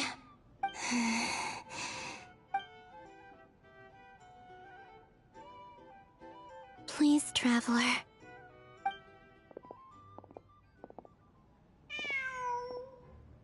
Huh. Just a cat. Nothing else here strikes me as noteworthy. Didn't you stay here for a couple of nights once? Before Rarir showed himself, yes. It's also where the Traveler and I first met. Did you notice anything unusual during your stay? I remember thinking how much noisier the flagship is at night compared to the graveyard. Other than that, the Traveler and Paimon were most congenial neighbors. This is where they've been staying, yes? Over here? That's right. I wouldn't usually condone breaking and entering, but we can make it up to them later. Focus now. I have to write a message on the wall using Kuvaki, just like I said on Moon Prayer Night. Simply open your windows on nights when the moon shines bright, and the moonlight will naturally flow towards the words I have written. Here goes. I'll need to carefully control my strength.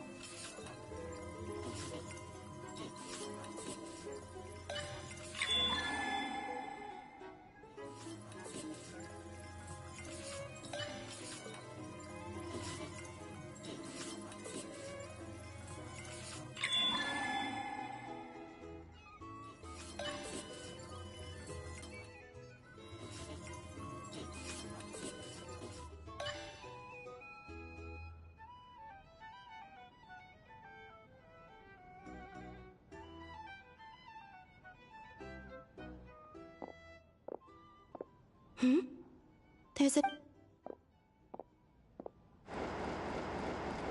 Please, you have...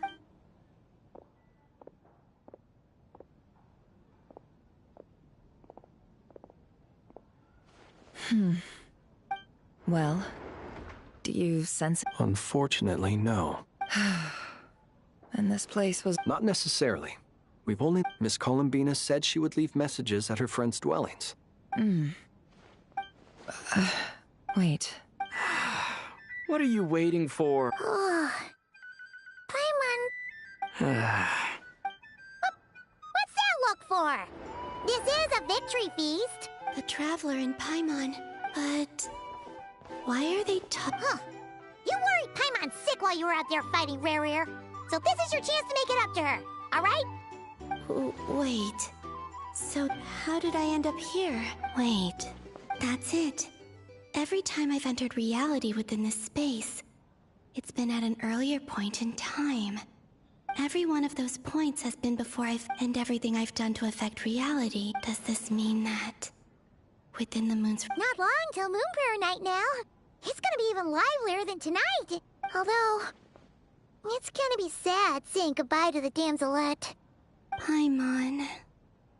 No, I can't.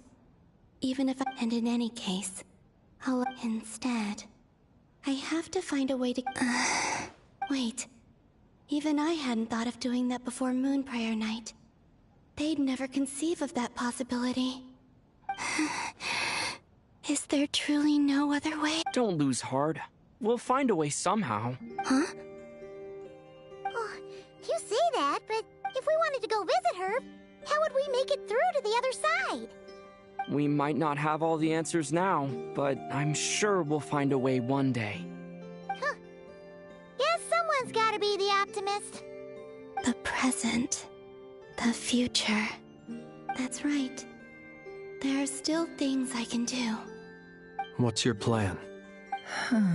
Flint's, when you were staying next door... No. The rooms here are dark and damp. The moonlight. I think I see where you're going. One moment. I'll see... Don't bother. Time is of the essence.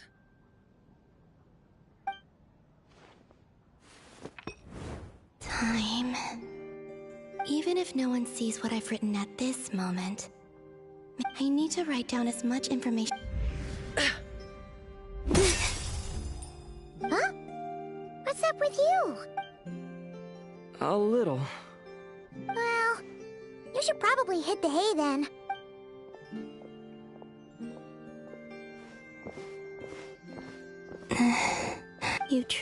You helped defeat Rerir, helped me reclaim my name, and you helped the others organize Moon Prayer. Wherever you are right now, this is all I can leave for them. How I wish I could stay here. But it's time for me.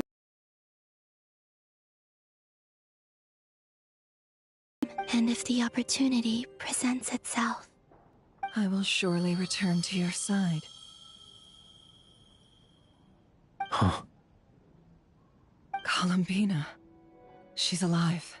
Not only that, but she's left us an entire wall's worth of clues. She even wrote down what would happen on Moon Prayer night.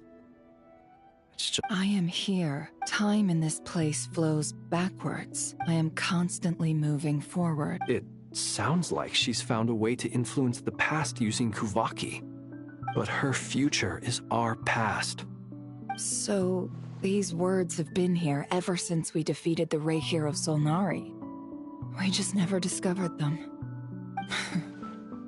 Which came first, the chicken or the egg? Do you ever mull over questions? Only when I'm in a good mood, and at leisure. Well, I never do. Everything that has happened already belongs to the realm of fact. As a business person, and especially an intel broker, what I do is extrapolate from those facts to try and read the future. An admirable philosophy. It's a means of survival. Let's go. We have a wall...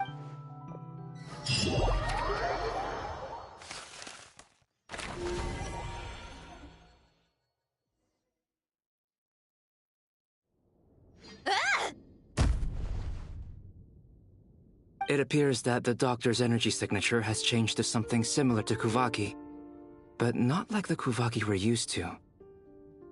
Nodcry's Kuvaki devices will only have a limited effect on it.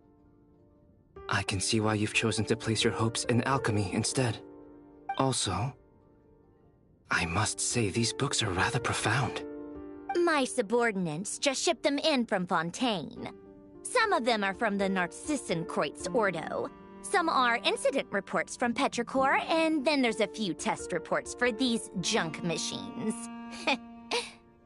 Additionally, after some further scanning, I've discovered something extremely annoying. What's that? Teyvat's skies contain multiple moons. A long time ago, when I did my first scan, I detected 3, just as the legends say. But when I checked again just now, I detected 4 moons. So there's one extra? Yeah. Originally, I thought that if I could still find 3 moons, that would at least mean Columbina's still alive. But then it occurred to me that apart from the frost moon, Teyvat's moons are just husks. And husks surely shouldn't show up in the scan, since they're not alive. It's weird, isn't it? If we can't even distinguish between a dead and a living moon, how are we supposed to know whether a moon goddess is still alive? Or does this mean that the moon marrows are equivalent to the moons themselves? It's certainly possible. In which case, the 4th moon you detected may be Dottoro's artificial creation. So he wasn't bluffing. He really built his own moon marrow. Ugh! I'm so mad right now! It's easy to get overwhelmed when you have too much on your plate. Maybe you need to relax. Perhaps try going for a walk. Or simply take a few deep breaths. Nothing can calm me down at a time like this. I need more time, and I need progress.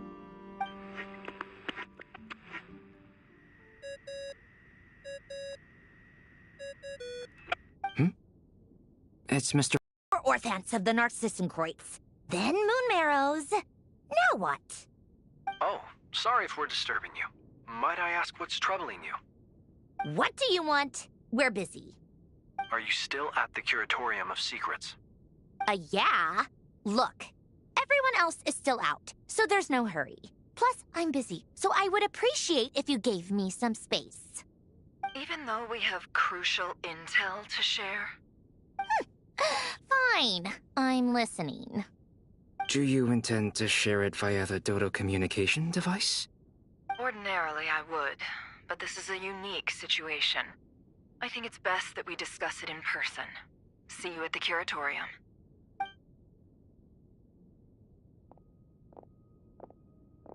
All right, then. So, what's the situation? The rest of the team is still out working on their missions and evacuations, but we've decided to fill you in on the most crucial information first. Sandrone, you were right. Columbina is most likely still alive.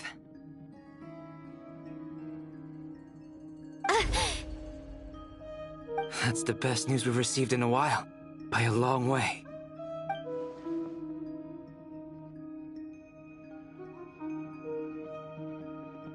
Random locations. Appearing in reverse order? Are you serious? So not dying isn't enough for the Moon Goddess, huh? She has to show off, too.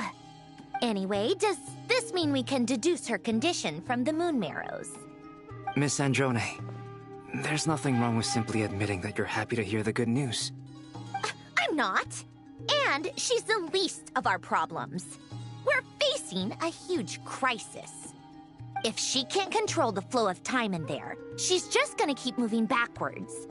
Different points in time won't intersect, and she'll never find a way out. Let's say life begins with a drop of water. When did time begin? The moment this planet came into being? No, that's not right.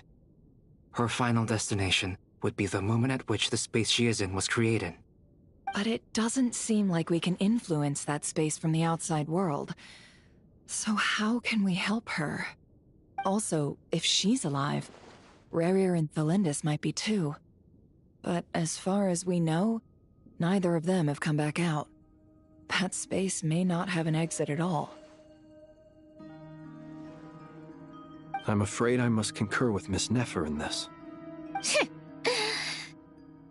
Can't exactly argue with that. Let's leave it there for now.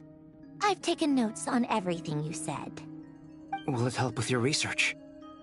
I doubt it's gonna help with breaking Dotori's energy fields. But who knows when it might come in handy. Better to have it all written down than try to remember everything when I need it. All right, I need to get back to my research. Mr. Albedo has made a lot of suggestions that will require my undivided attention. Sure, I'll stay here. I have things to work on.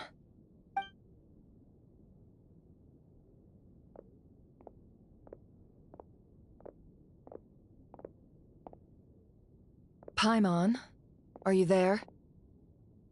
Oh, right. She went with Varka to Natlan, didn't she? Good thing we've moved her and the Traveler's luggage in here. Speaking of the Traveler, where could they be? There's a note from Paimon. Paimon here. Not in at the moment, but if anyone needs to borrow her stuff or the Travelers, go ahead and help yourself. Paimon won't be mad. Also, Traveler, if you get back before Paimon, make sure to get some rest. Paimon misses you a lot, but put your health first, all right? How sweet. Well, since you offered, Paimon, don't mind if I do. This is the Traveler and Paimon's luggage. All the items they use day to day are here. It's well organized. I wonder which of them is responsible for that. What do we have here?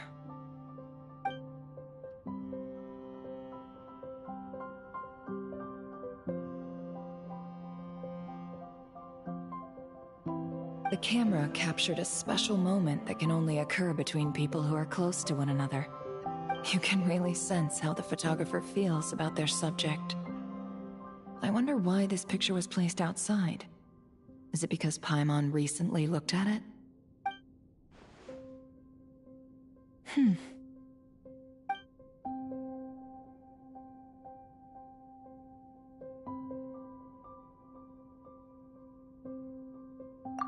This must belong to the Traveler. Hang in there.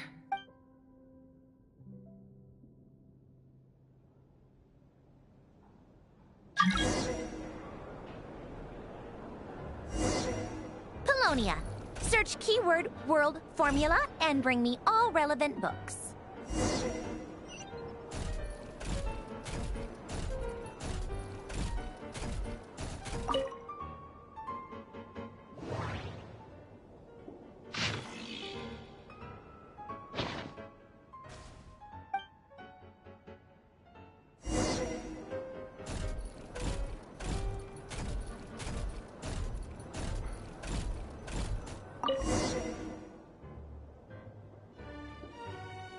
Let's see.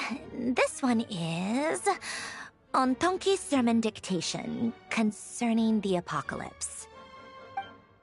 I believe that the correct term for this is Fortuna. This was an ancient Romorian technology, a wisdom unparalleled. I never imagined that Romorian ideas would be so similar to the diagram I have named, the world formula. This is strong evidence that human civilization should gradually shed possibilities as it continues to explore and evolve. The end of humankind may well be upon us right now. The sparks of civilization shall run out, unless we consider introducing variables from outside the system. Variables. Surely that can only mean one thing. Descenders? Dottore likely captured the Traveler because of his descender status. But the Three Moons' authority comes from the world itself. Why would Dottore need anything beyond that? Where does this variable factor in? The world formula calculates the fate of an entire world. Introducing a variable would therefore give us...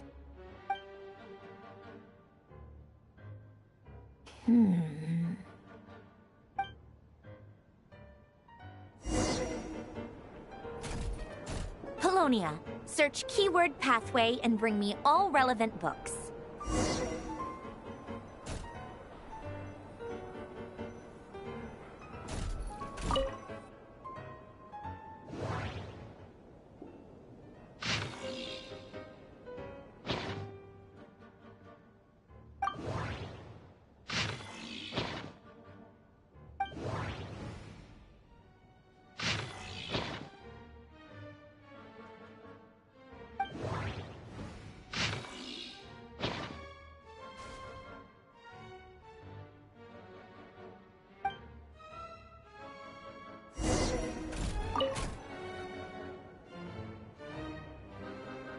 Otonki sermon dictation. Explications on the chemical marriage. These titles are pretty esoteric.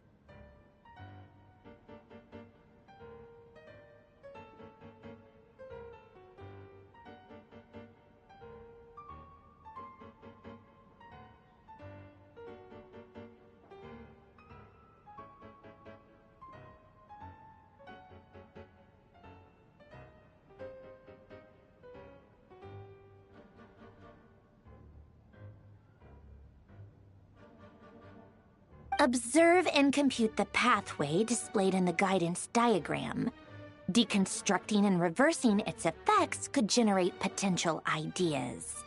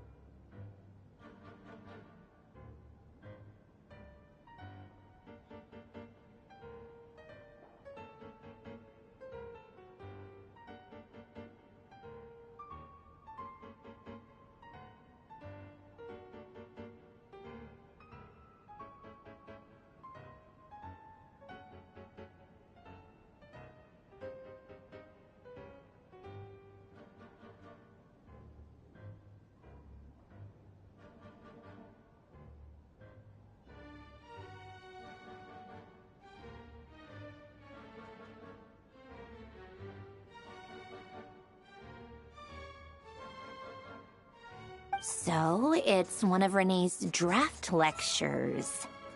Deconstructing the pathway. I suppose that could lead to a breakthrough. Ugh, this is so long. This guy sure loves showing off his knowledge.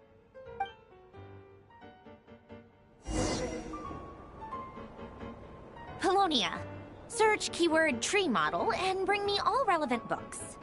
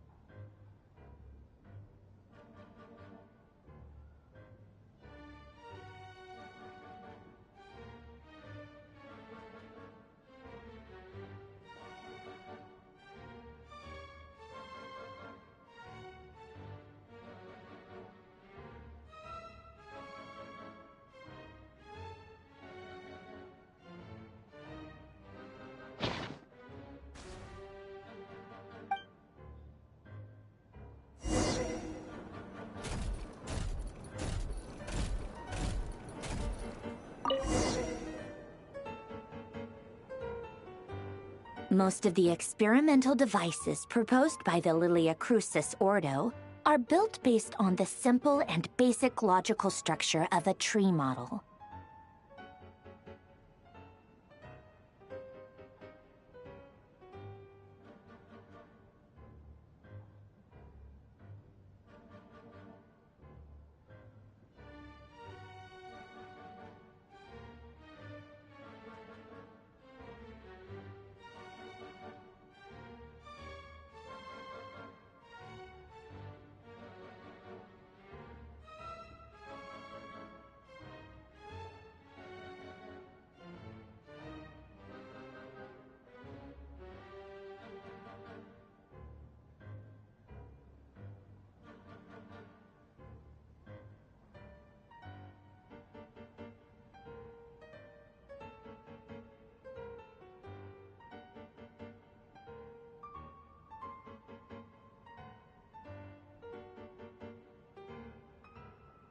Lilia Crucis.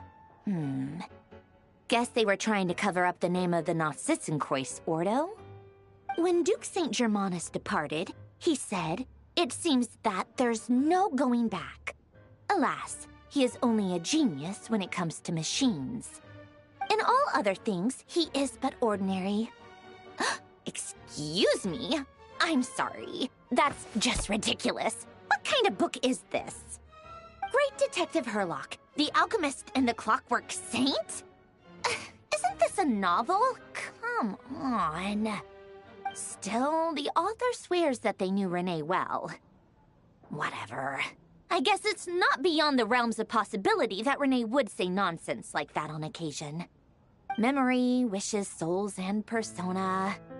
Frankly, this sounds more like occultism, but if Albedo vouches for it, I suppose there must be some alchemical basis to these techniques.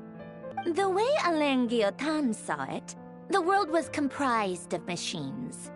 The universe needed machines, and thus his technologies were created. That's why I was born. René, his full name was René de Petrichor, if I recall correctly. Sounds like he and the town must be intricately connected. That place was also the source of most of our information regarding Remurian civilization. Seems like some of his projects were based on their technology. The cutting of souls and storing them in vessels. These seemingly unrelated techniques underpinned René's research.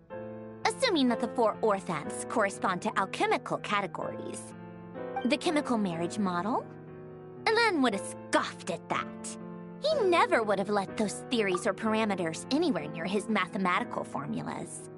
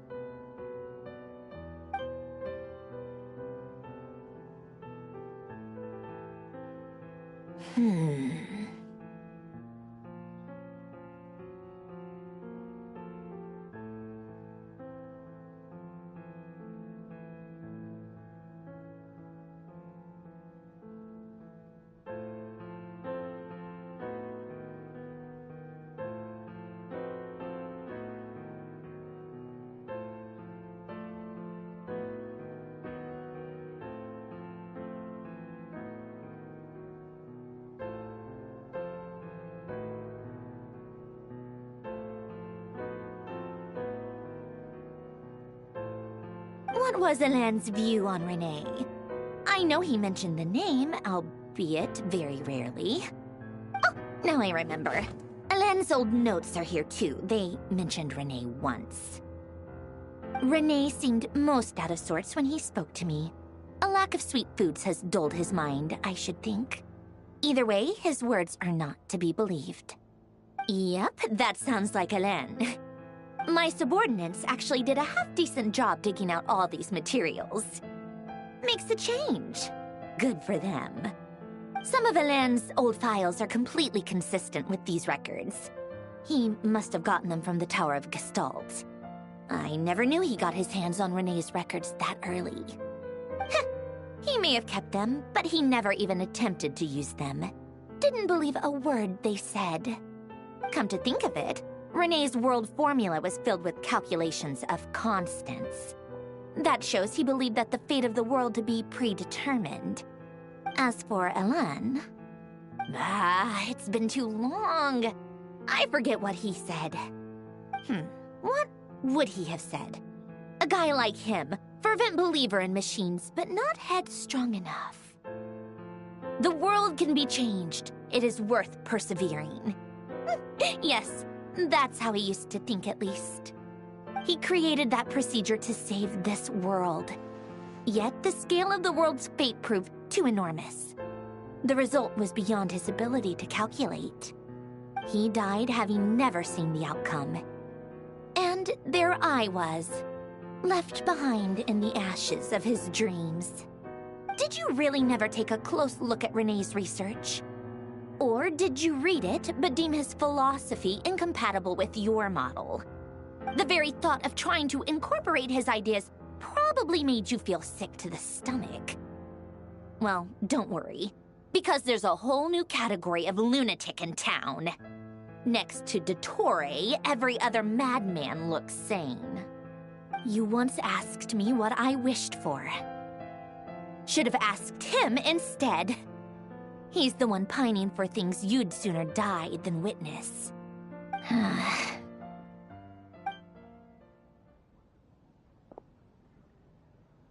Even the tiniest variable can make big waves in the ether.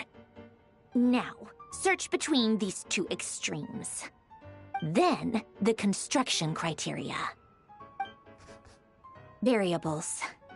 The sparks of civilization shall run out unless we consider introducing variables from outside the system.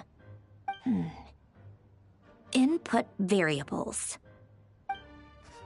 Traverse the world, space-time, and civilization. Then extract the essential nodes from the records to determine which variables they point to. The primordial power that differentiated itself from the void. The power of light. Yes, light. Records. Hyperborea. This is so horrendously complicated. After all that, I'm still missing a few variables. I need to think this through again. How do you think it looks, Polonia? Like the frenzied scrawlings of a madwoman?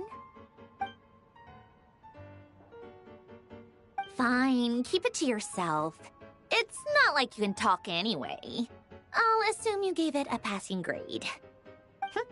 I jest. But true madness does often start with trying to save the world. What would Arlecchino and Columbina think if they saw this incomprehensible hen scratch? They'd probably have me institutionalized.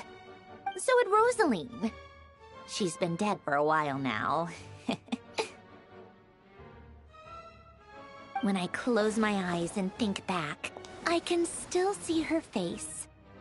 And that enormous dress she used to wear. Such a bizarre choice. What possessed her? Oh, and the clack-clack of those heels used to drive me insane. No one's asking me, obviously, but I hope you all know that I never wanted to save the world.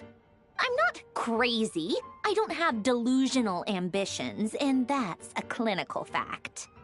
The world needs a solution, but I don't need the world's validation. It's the world begging me for answers, not the other way around.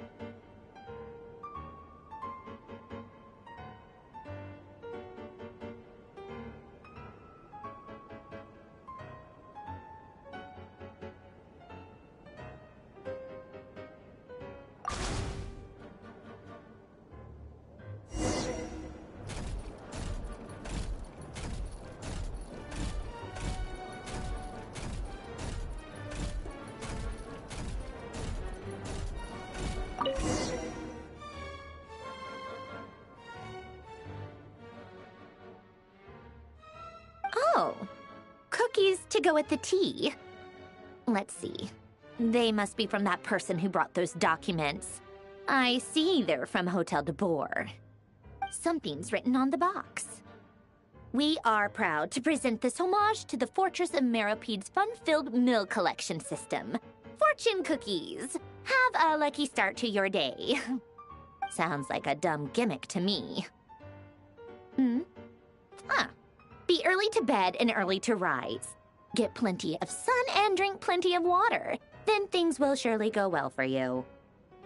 What? Are you kidding me? Somehow I doubt that an early night and a glass of water is magically gonna save a world on the brink of existential peril.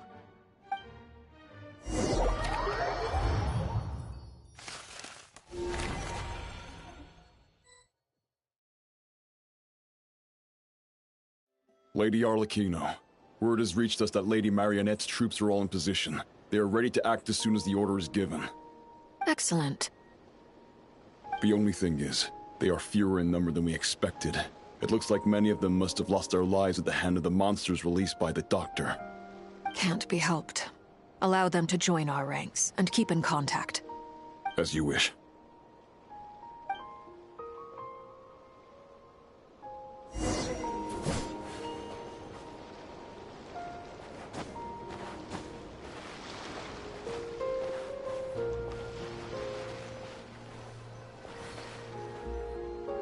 It's been a while, Arlecchino. You look well. Did Dottore really have to build his lab right on the sole path between Snezhnaya and Nodkrai? Had to go on a huge detour to stay out of its line of sight. Sounds like an arduous journey. I assume you've brought word from Her Majesty?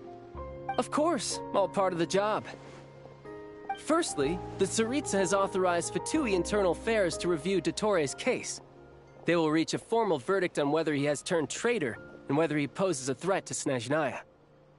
While they're working on that, I've been ordered to come and receive the refugees from Nodkrai. They are nearby. My team will escort you to them shortly. Great. Aside from that, Her Majesty has a message for you and Sandrone personally. Huh? Where is Sandrone? She stayed behind to work since I was making the trip anyway. It seemed sensible to have one person on standby at base while the other came out. All right, guess that's just how she rolls. In that case, tell her that the Tsaritsa's decree this time is pretty awesome sounding. I think she'll like this one. Still, I wonder what... Wait, what's that? Did one of our troops turn into a monster? Take him out.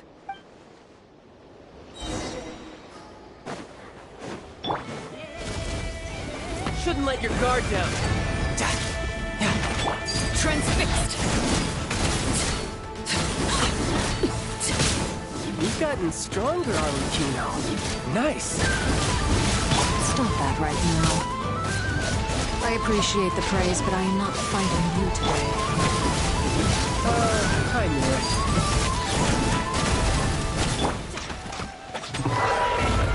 it. No time to lose. Who's next? This is where...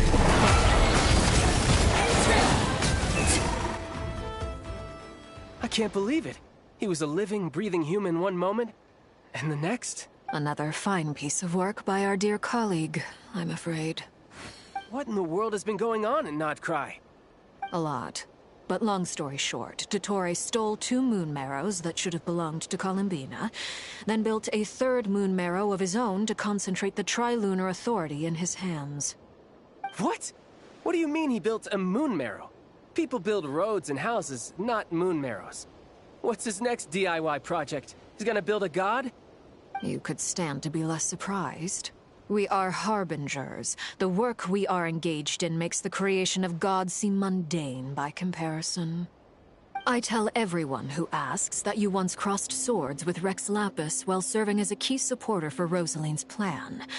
But right now, you're acting like a common adventurer. Thanks for speaking up for me. Those 2 really took me for a ride back then. Then again, surely no common adventurer would manage to get tangled up with them the way I did. That's gotta count in my favor, right? It almost sounds like you wish to repeat the experience. I might have to lower my opinion of you. No. I'll stop talking. Please, go on. Dottore is currently still experimenting with his newfound power in ways that continue to corrode the outside world. As for the human mutation, I believe this is simply a consequence of his experiments, and not a strategic move. That radiant beast was once a subordinate of Sandrone's. I suspect he was only allowed to live so that he could become an experimental subject. Also, those of us who fought Dottore have been afflicted with a curse. As such, I cannot leave Nodcry. This is so much worse than I thought. No wonder Her Majesty's decree is so extreme. While these exceptional circumstances persist, the Harbingers are hereby authorized to use unilateral executive powers. Should Dottore pose a threat, Arlecchino and Sandrone are permitted to eliminate him.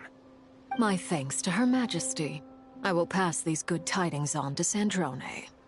Her Majesty has also declared that she will refrain from launching an attack on the now evacuated Nodcry due to the presence of unretrieved research material. A wise decision. By the way, how's my old partner doing? I'm assuming they're with you? Partner? You mean the Traveler? I'm afraid I have bad news. He was captured after our failed assault on Dottore's lab. His whereabouts are currently unknown. What? Why? Since when does Dottore have a bone to pick with him? That is indeed the question. I'm not sure he does. He must have some other goal in mind. This won't do. I have to rescue him. You can't. We have no idea where the Traveler is. What am I supposed to do then? Stand here twiddling my thumbs? Sandrone is working on it. The best thing you can do right now is complete your mission. Fine. I guess I'll leave this to you then. One last thing. Tell the Rooster to get the message out to the gods and citizens of every nation in Teyvat. Beware. An uncontrollable pollution is spreading forth from Nodcry. The source of that pollution is a madman drunk on the success of his experiments. The Fatui and our allies will endeavor to contain the threat. However, if Nodcry falls, things are likely to escalate. Considering Dottore is one of our own, all Fatui stationed in Nodcry consider it our duty to stay and fight him to the bitter end. Whatever the cost. Hey, don't be too pessimistic. If it comes to it, I'm sure Her Majesty won't stand by and do nothing. I hope you're right.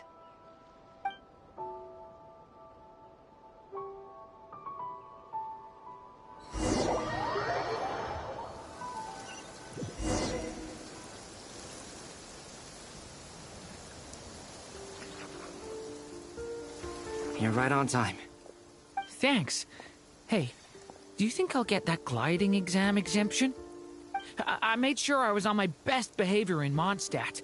I landed well outside the city and walked in through the gates. I'll help you apply, don't worry. For now, let's see what we have here. What are the doctor's energy fields even made from? The usual attract and repel principles that govern Kuvaki don't seem to apply to them. They are very mysterious, but ultimately, they appear to be comprised of energies from the three realms. Thanks to research by Master in the Hexen Circle, we know that Teyvat's 7 elements are derived from the more primordial power of the Light Realm, which is antagonistic with the power of the Void Realm.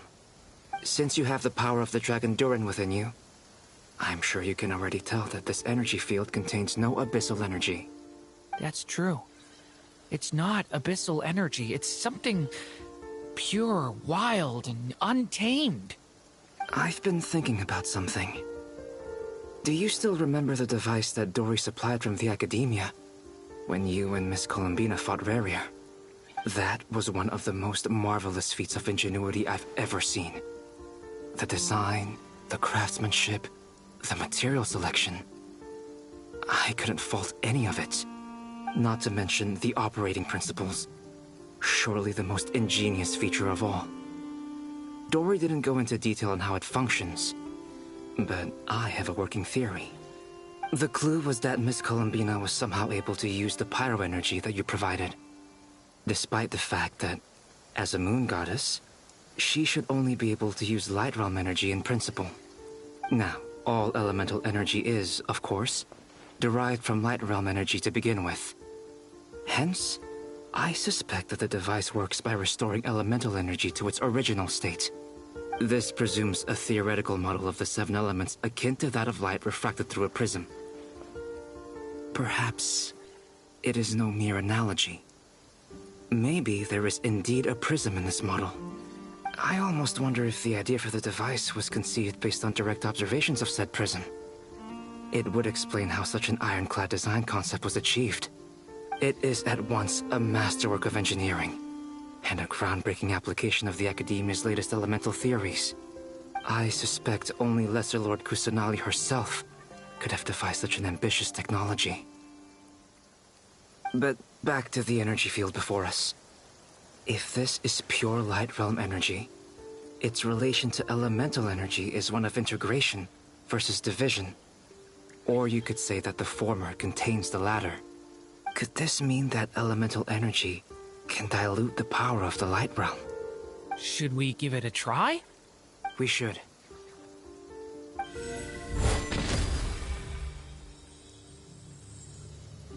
Ha! It works! Clear signs of disruption were detected at the periphery of the energy field. This indicates that elemental energy can disturb or even negate the field. Now you try. All right, here goes. It's working! Switch to abyssal energy and attack again. No surprises there. Abyssal power drain and dilute it. But how much elemental energy will it take to neutralize it? We don't have to neutralize it completely. We can try other approaches. That's all for by interrupting them mid-speech. Very thoughtful of you. I'm truly touched. Could I ask you to lend me a hand? With what? A little test. Try using Anima to unleash a concentrated assault with circular blades, with the goal of breaking through at a singular point.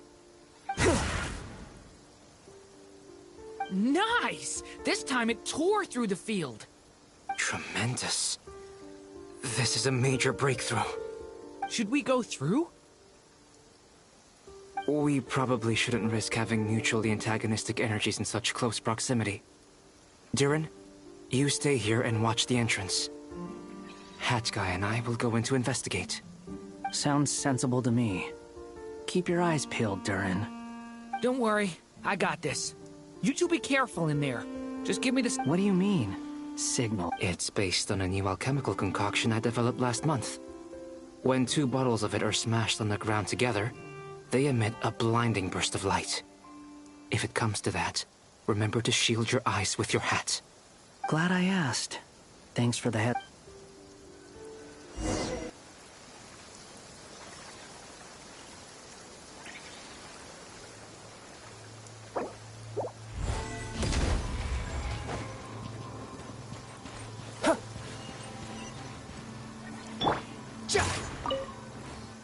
Like I thought. Beyond a certain distance, we can't see the opening where we came in.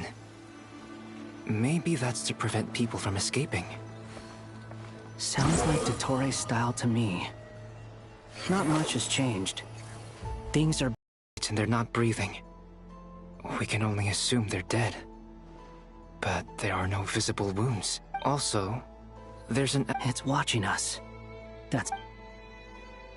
What are you trying to tell us? Doesn't seem eager to talk.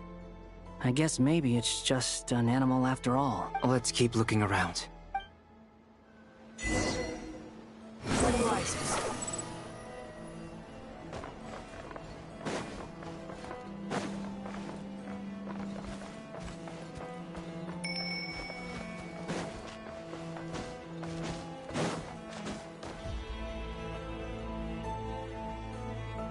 Same situation everywhere. Not a living soul in sight. Just countless... Well, I think we can safely rule... Is skirting around the topic your way of showing consideration? Just being cautious. I don't doubt that you can handle...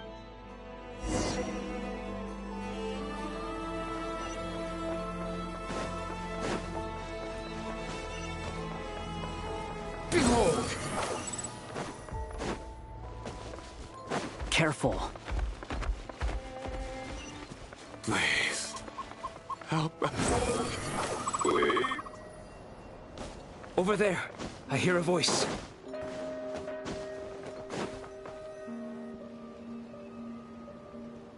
Please. Help us. Please. What happened here? I don't know. Suddenly, everyone collapsed. I still have some of my senses left. It looks like there's a huge experiment going on inside this energy field. Maybe each energy field is its own giant experiment. Vile. He's swapping human minds with those of animals. Even without the other circumstances, this would be an extradical experiment. Those people may have lost their sense of selves, but they are not fully animals either. If they were, they would have left. But instead, their instincts are driving them to remain by their dead bodies. We should go. No sense in sticking around here longer than we need to. Agreed.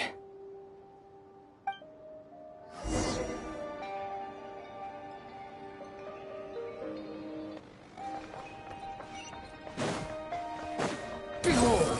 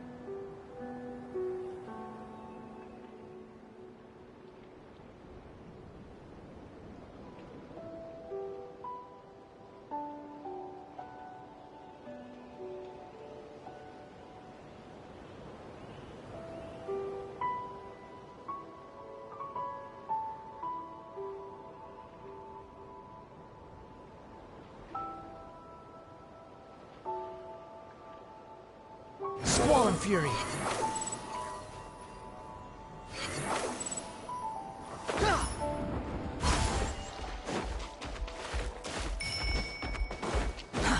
Too slow.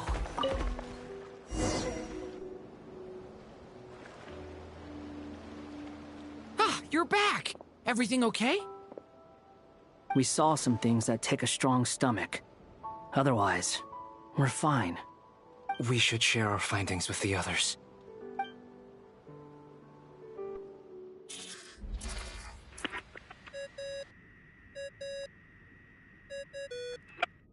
Yes? Who is it? Miss Nefer, it's me, Albedo. We found a way to break through the energy fields. With enough control, it's possible to tear them open using elemental energy. Also, we managed to take a look inside. Dottore is carrying out his cruel experiments on an immense scale. Any residents who have failed to evacuate in time will likely meet a grisly end.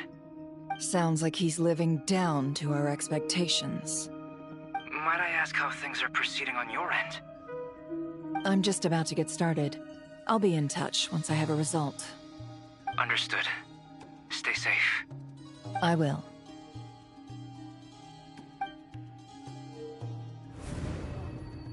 Well, Nefer, I'll link up with you once my tasks are complete.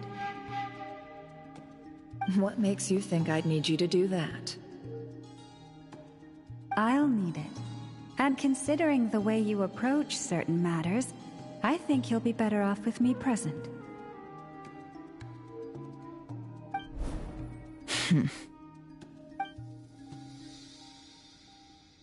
Let's begin. Entering simulation mode. A vast wasteland. Is this the Traveler's inner world?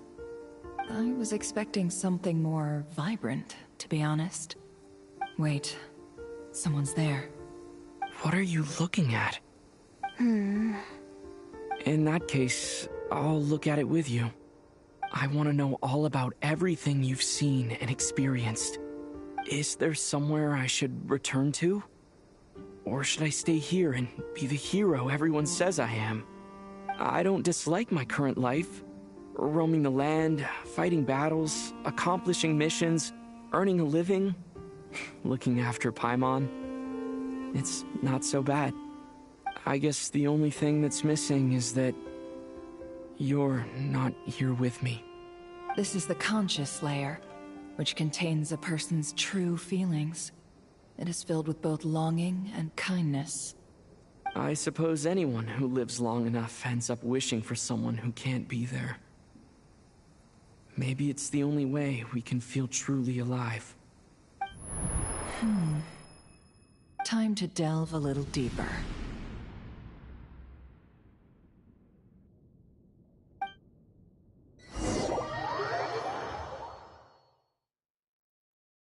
Nasha Town is hardly the optimal choice for a place to live, but it has character and a reasonable population density. What are you trying to say? Oh, don't be nervous.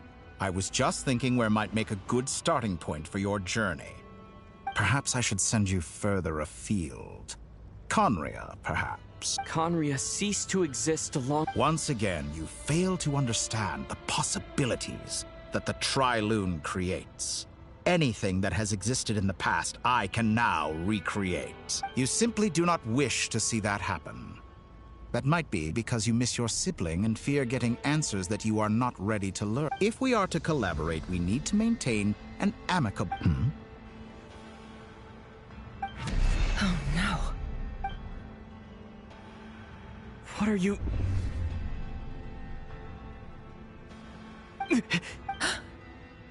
What are you gonna do? Don't move. Something unwanted has crept into...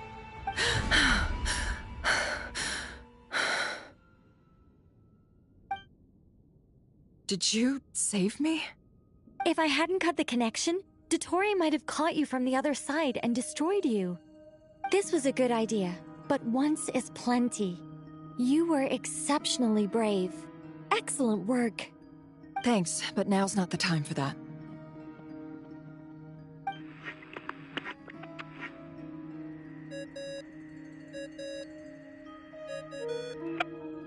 Albedo speaking. I think I know where he is. What is this endless... I can't see anything. What happened? Ah, sorry about that. I take it you didn't notice. Just now, a friend of yours took a little peek into your mind. Could it be Nefer? How did she do it? Did she use something as a medium to connect to me? Do you think she's aware of your current circumstances? Oh dear. Have I stunned you into silence? I only wanted to slow down your time a little so I could stop your intruder in her tracks. It would have been nice to capture the spy. I must say, I'm finding the ability to adjust the flow of time rather intriguing. The moment you closed your eyes, time seemed to grow impossibly viscous, didn't it? A whole month passed before you opened your eyes again, but only for you. No one else was affected. I dare say this is something only a god... Point taken. You've proven once again that you... Oh, you misunderstand. This wasn't about proving a point. I was testing things out. I find I learned I only wanted to make you sleep for a short while, but it ended up lasting a whole month. Clearly some finesse is required to wield the authority over time as I wish. I hope you're not angry with me. It was only a month's discrepancy, nothing too serious. Had I been off by a year... You could have frozen me for millions of years. So much for Millions of years? To what end? I wonder if you don't understand humans all that well. They are very pragmatic creatures who understand only that which they can perceive with their senses. If I had you sit here for a week, I imagine people might sympathize. But if I left you here for 100, 1,000, or 10,000 years, the sheer size of that number would cause it to lose all meaning to them. They would not have the capacity to comprehend your suffering, and thus they could not empathize. Unfortunately, while gods do exist in Tevat, it is ordinary humans that account for most of the population. Their lifespans are so limited, their bodies so fragile. Did you ever really hope that they could begin to understand someone like you? Your long life and unique origins make you fundamentally different from them. How long will it be before they start to treat you like the alien you are? Before you are Alien? Even I feel bad for you sometimes. This world has made you into a slave. So many times you have served, you have been treated most unfairly. I can change that. I will grant you special privileges and give you back the status you rightly deserve as a descender.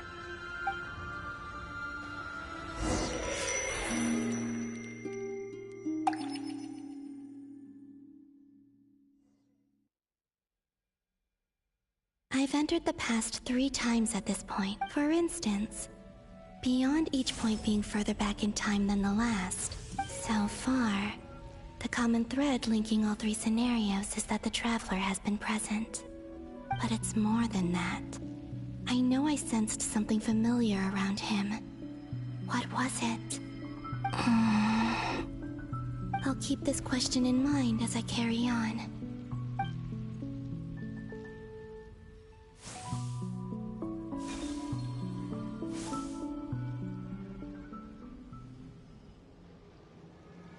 Humans, you never change. Always trying to use powers. This looks like Star Sand Shoal. Was this before Rerir regained his physical form?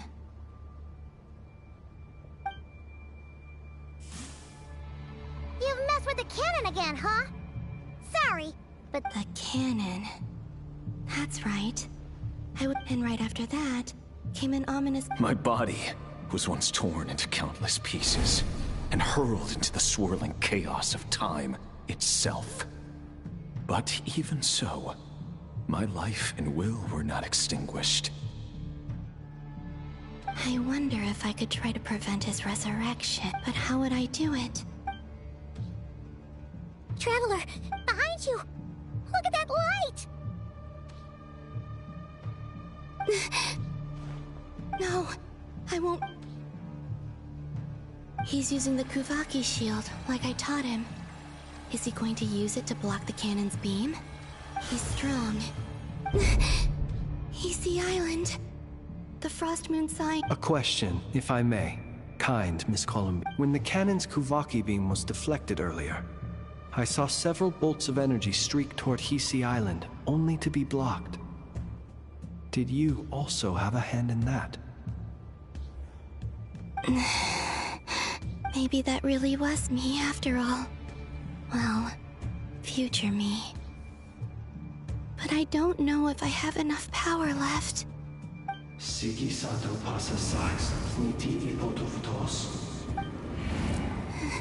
There's no time. I have to... Oh, Frost Moon.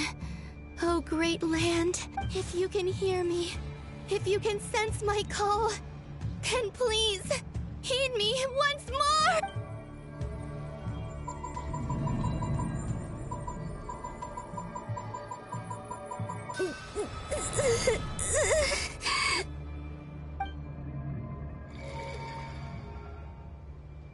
Did it work?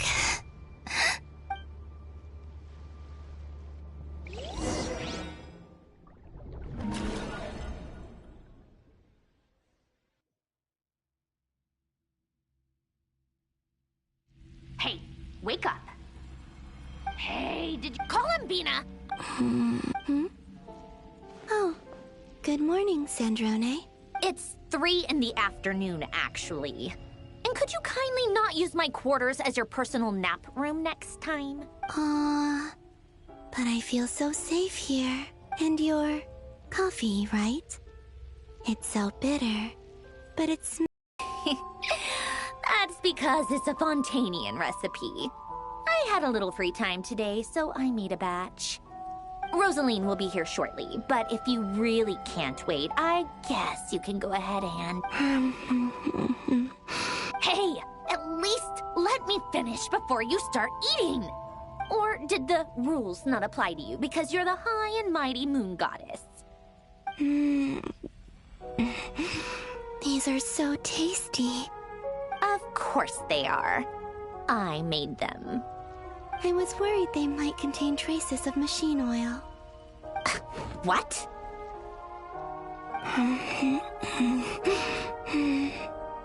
You know, there's something I've always wanted to ask you. Why did you leave your old home and join the Fatui? I mean, I'm sure their food was awful.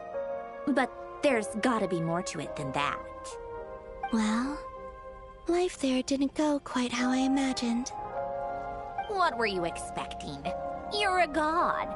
Your followers are gonna make some demands of you, right? Surely you can just answer a few prayers here and there in return for the free food and drink. How bad can it be?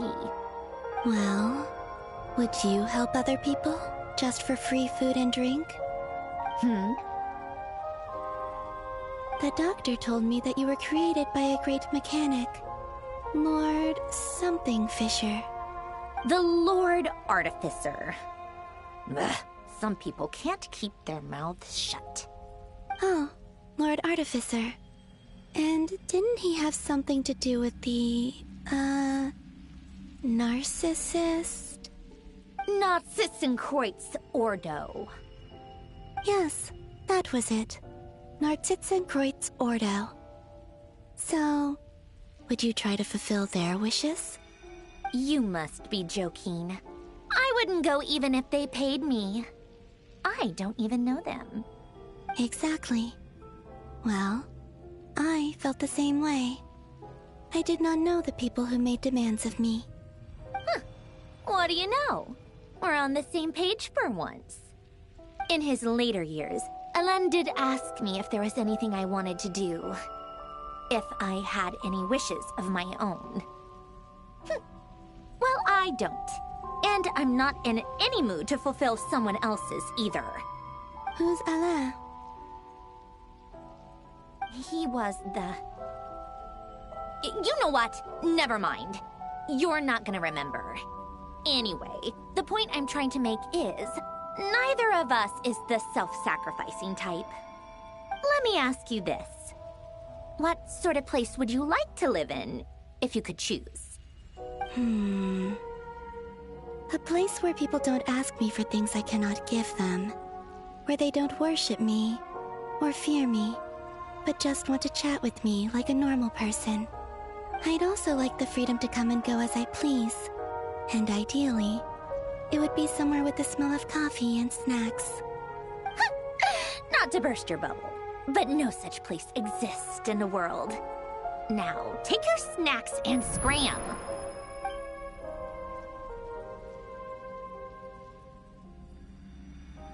Did I pass out? Of course. I'm back here again. I dreamed of events from my past. Sandrone. Traveler. I miss you all so much. Back there, I guess I managed to harness all the Kuvaki energy on Hisi Island. But how did I do it? Time is flowing backwards here, and I can use that familiar power to enter the world of the past. That mystery ally everyone talked about.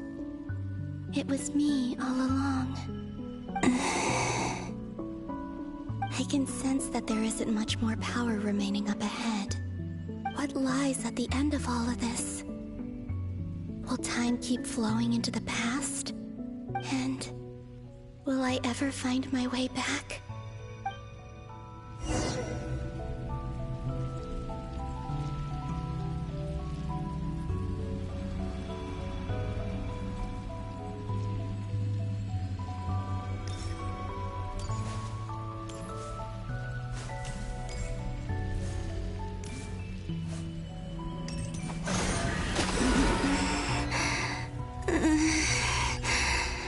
It's getting harder and harder to use my power.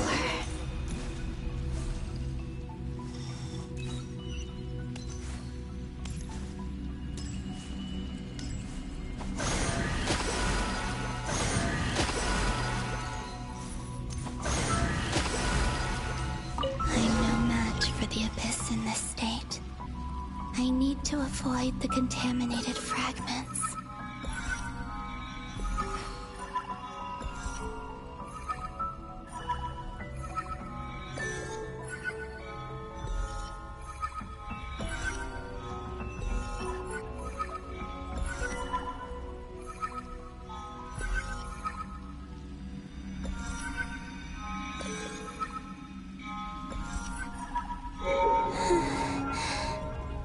Time to go.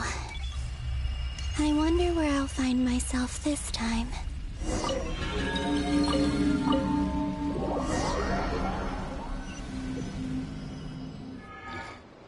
The final night cemetery. Or not! Difficult, yes, but it is. Seems like they're searching for information.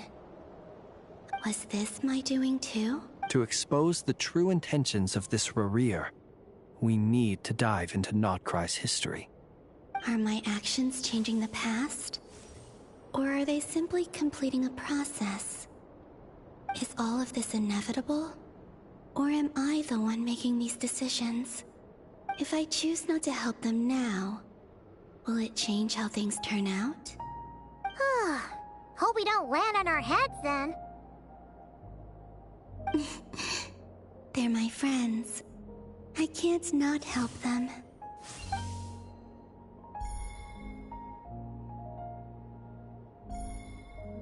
Ghost! And the other one was...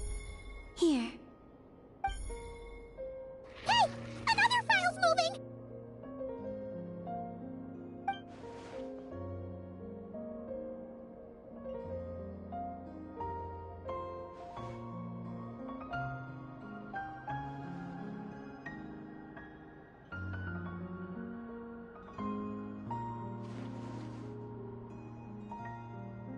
That should do it.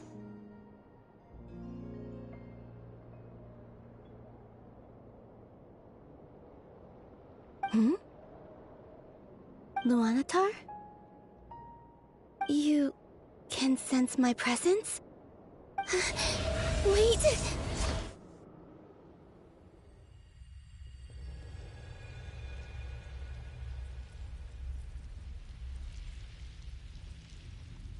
Luanatar. So she's that familiar presence I've been sensing all along.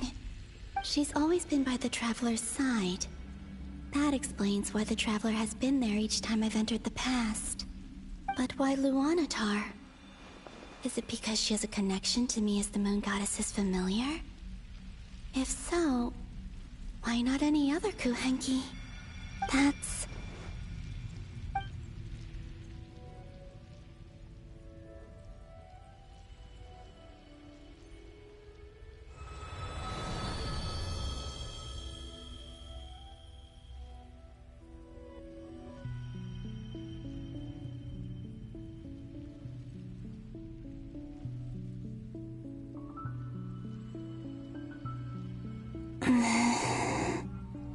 I cannot sense any power up ahead.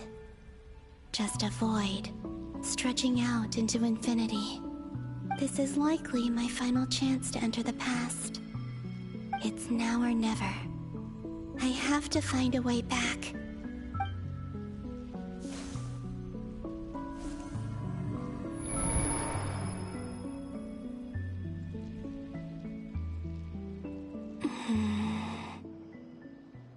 Easy Island? How far back in time is this? Where's Luanatar? I can't sense her presence this time.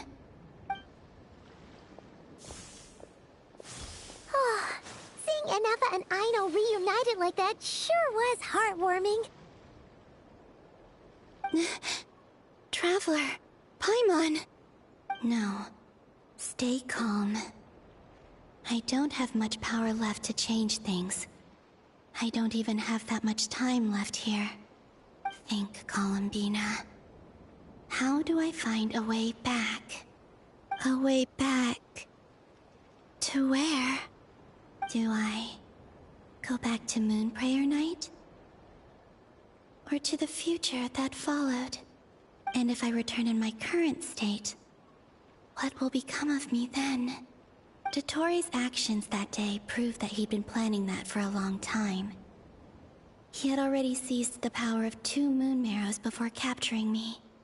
Even if I managed to get back, how can I fight against him when he wields the Tri-Lune Authority? I can't. If I go back like this, I'll be playing right into his hands. I have to find some way of rivaling the power he has usurped. Wait. Time flowing backwards. The Tri-Lune Authority. Does that mean... I think I know what the final destination of this lunar reflection might be. I know what I must do. Speaking of homes, we must already be close to where the Frost Moon Scions live. The vibe here feels different, just like the scenery. But how do I communicate my plan to my friends? Should I write it down here? No, someone else will see it. I need something with a close connection to me. Something I can use as a medium to tell them what's happened to me in here.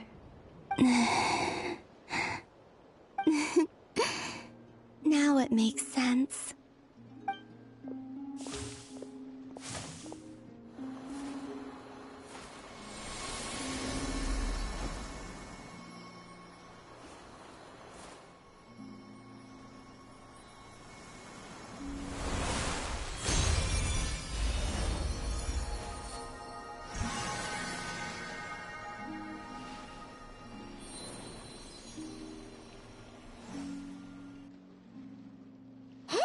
What was that? Felt like some sort of breeze blew by. It was I who brought Luanatar into being. That's why I could sense a familiar power from the moment. It also explains why she's been present in every because we have a deep connection. Hey there! And the reason why there are no more gates to the past after this point. No wonder I sensed the trace of a blessing when we first met back then. I was just a little lost dove. I had yet to become Columbina Hyposelenia. Go on now. We've got stuff to do. Best you find someone else to hang out with. Hey, you scared it off. I'll be counting on you. Remember to stay by the traveler's side, guide him, and help him in my stead. Oh, and bring him to the garden where the Moonprayer blossoms grow. There's a little lost dove there who will need his help.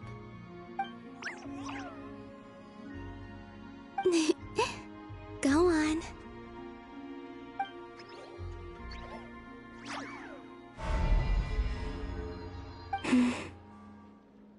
You too.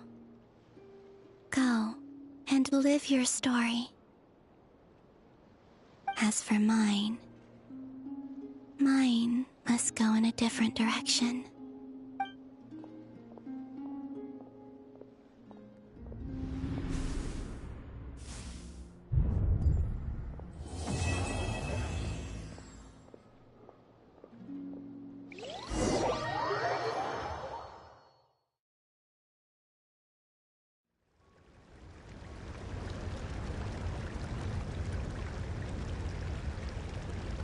How would you like to experience the thrill of never being held accountable for your actions? You could crush people like ants without consequence, or tear off their heads or limbs as you please. Believe me, such a life is but one small step away. What point is he trying to make? Freedom? But the freedom to kill? To do evil and get away with it? Why would you offer me that? The creation of a world is the ultimate scientific experiment. I have taken my research to the highest level, where I shall be not just a god, but also a servant to many sacred spirits.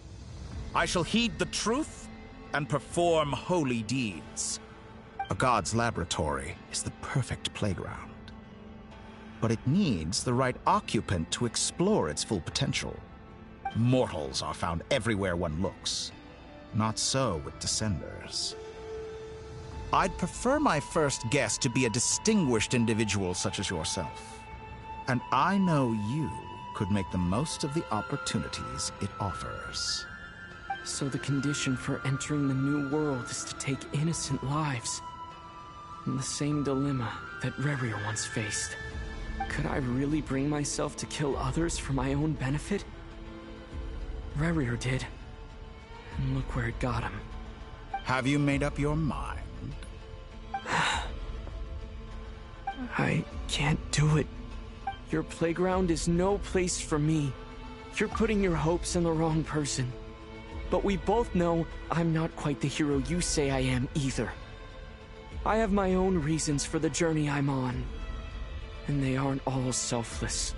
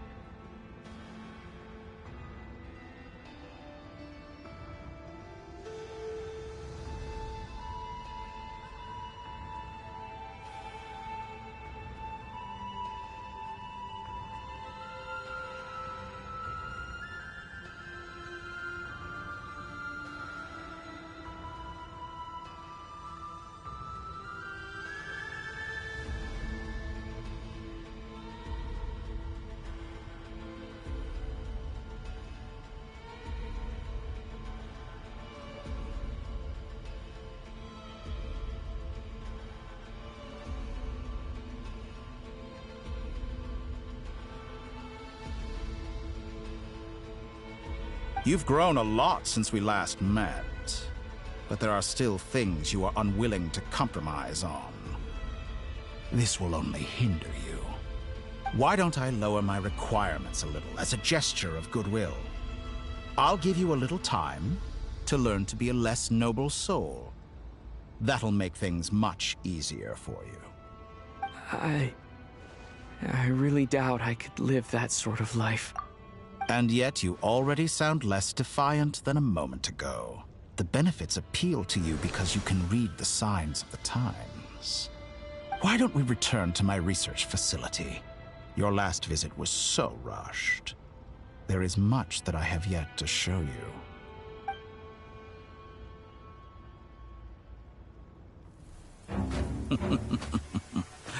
Now to that question, Heroes don't attack from behind. Guess I'm no hero. This is most disappointing.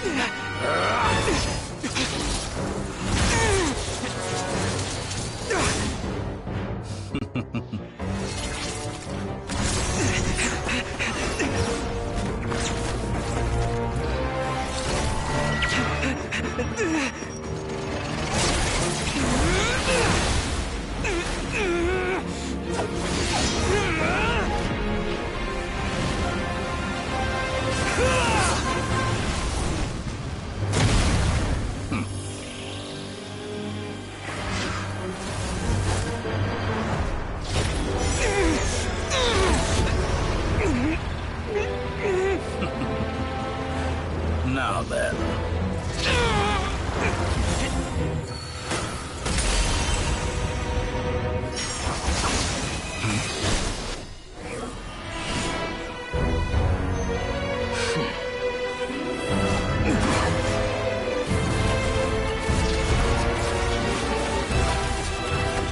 A new face. Interesting.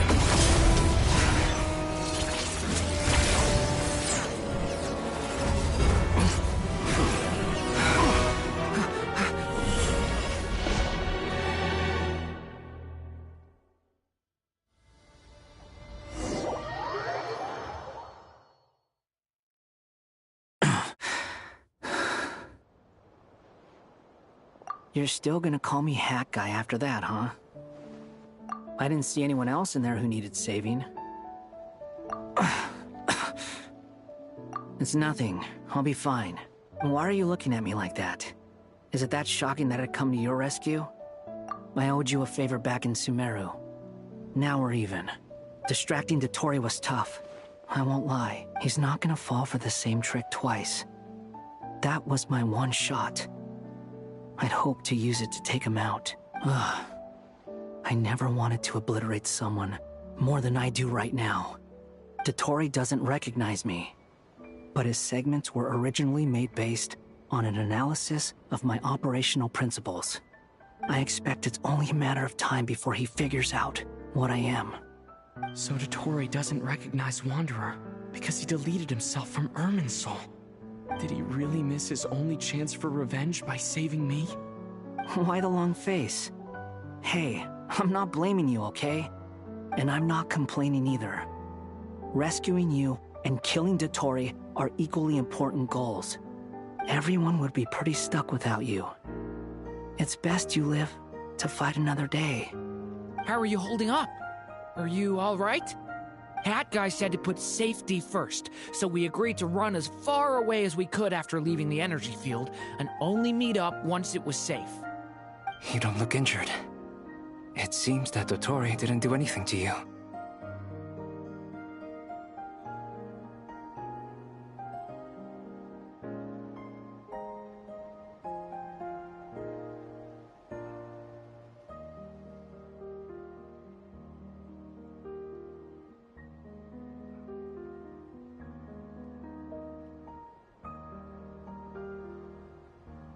All right.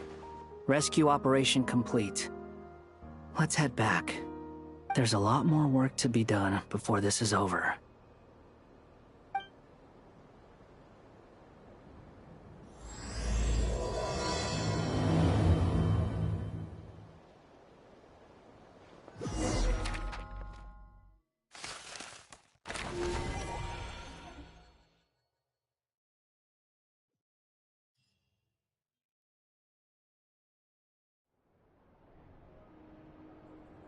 Understood. I will bear the Tsaritsa's decree in mind. I don't see what's so awesome about it, though. Does he really think everyone else is as immature as him? I'm not stooping to Tartaglia's. I thought you might say that. How's your progress? Quite promising, actually. That alchemist Albedo gave me a few ideas. Remember how I asked you to look up some files for me? That stuff on the Nachtschitzenkreuz Institute. René de Petrichor and Jakob Ingold. Alain Guillotin despised René's theories and methods, but he never managed to come up with better alternatives either. So I adopted some of René's ideas. I thought Alain was like a father to you. He and René were mortal enemies, were they not? And what would you say if Linny and his friends one day learned something useful from— I would applaud them for it. That would mean that they have surpassed me.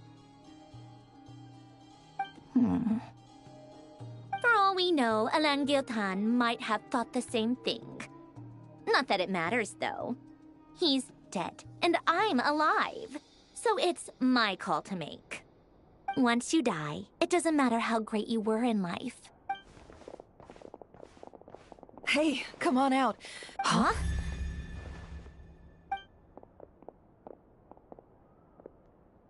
You're back?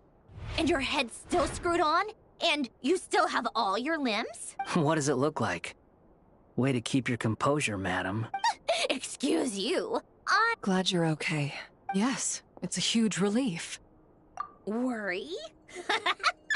We were worried sick. Hey! The Traveler and I were already friends. You are free to join this mission in whatever capacity you please. Much like your tea parties. It's a laugh a minute with you guys. I must say, I was quite surprised when Mr. Albedo told me he would need no additional aid. We discussed this on our way back as well. I am rarely so unequivocal, but in this case, we had full confidence in Hat Guy. He said he knew what he was doing. Albedo and I pretty much had to just wait outside on standby. Meanwhile, Hat Guy broke into the energy field and rescued the Traveler solo. You didn't have to mention that. Well, I'm thoroughly impressed. You are a force to be reckoned with, Hat Guy. Is he back? Is he really back? Traveler! It's really you! Oh, thank goodness! Paimon missed you so much! You can finally breathe easy, Paimon. It's great to have you back in one piece! Oh. Paimon's been having nightmares the whole time you were gone! Look at them. You know, once you reach my age, there's nothing better than watching a misty-eyed reunion between friends. It's nothing. Same goes when you get to my age, too. I bet Aino and Anefa would be tearing up as well if they were here.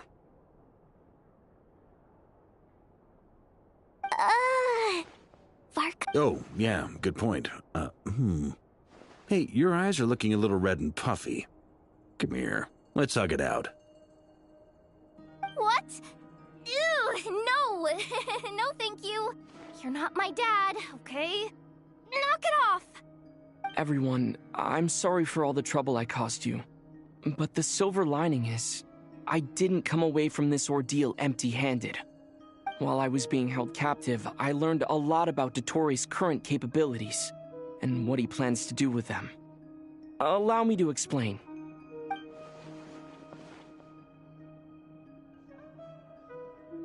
The three moon goddesses were even more powerful than we imagined. No wonder Dottore believes himself to be equal to the gods, maybe even superior. Utter blasphemy.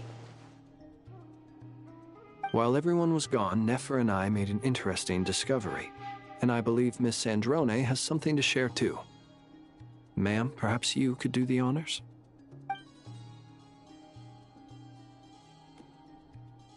Called it. Getting rid of a pesky troublemaker like her is like trying to clean up after a crumbly cake.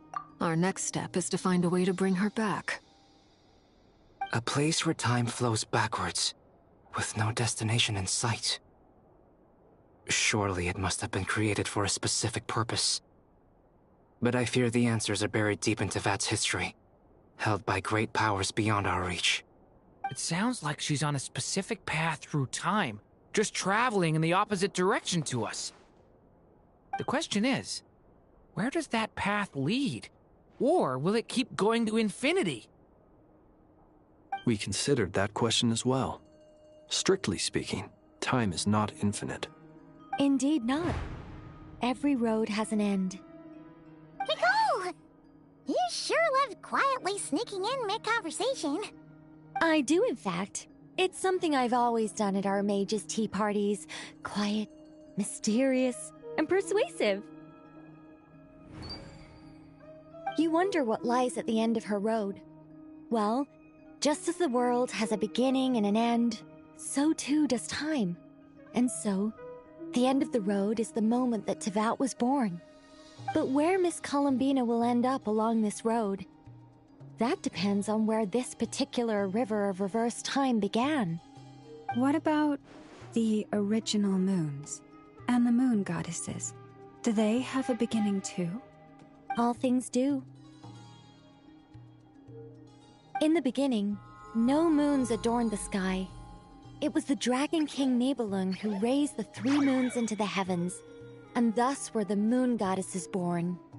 They were shadows of the planet, born to wield Nibelung's authority and oversee the world on his behalf. They were extensions of his will, manifestations of his majesty. But then one day, they disappeared just as suddenly as they had once been brought into being. Nobody knew where they had gone.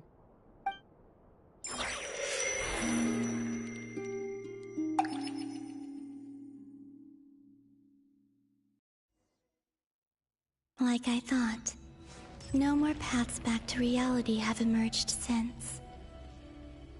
But how can I be sure that I'm going the right way without scenes from reality to keep me on track? I can't even be sure of how long I've been walking for. The further I travel, the less stable this space becomes. There are even moments where I can sense something that feels like abyssal energy. They can just materialize out of thin air. I have to keep my wits about me.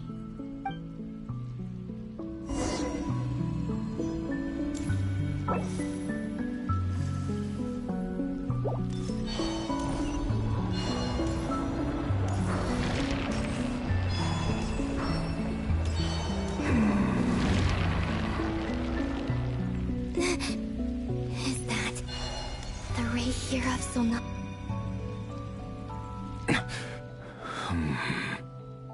You are the moon goddess. But how? Please, there's no need. I'm not interested in fighting anymore.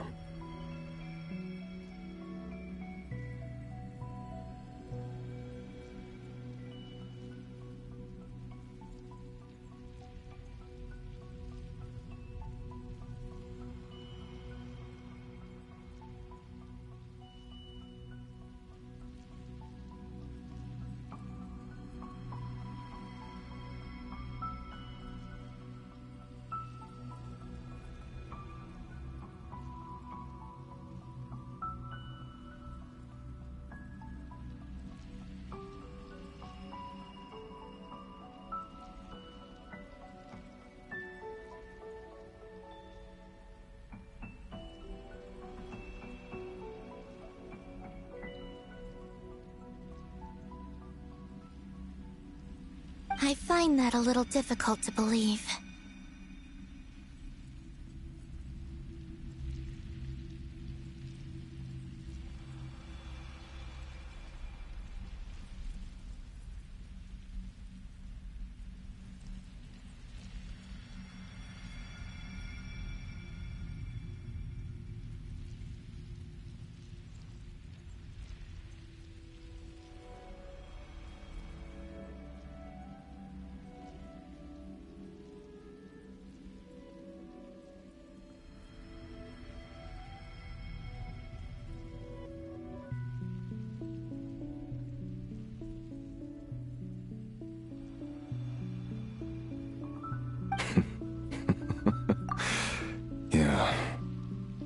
Honestly, so do I.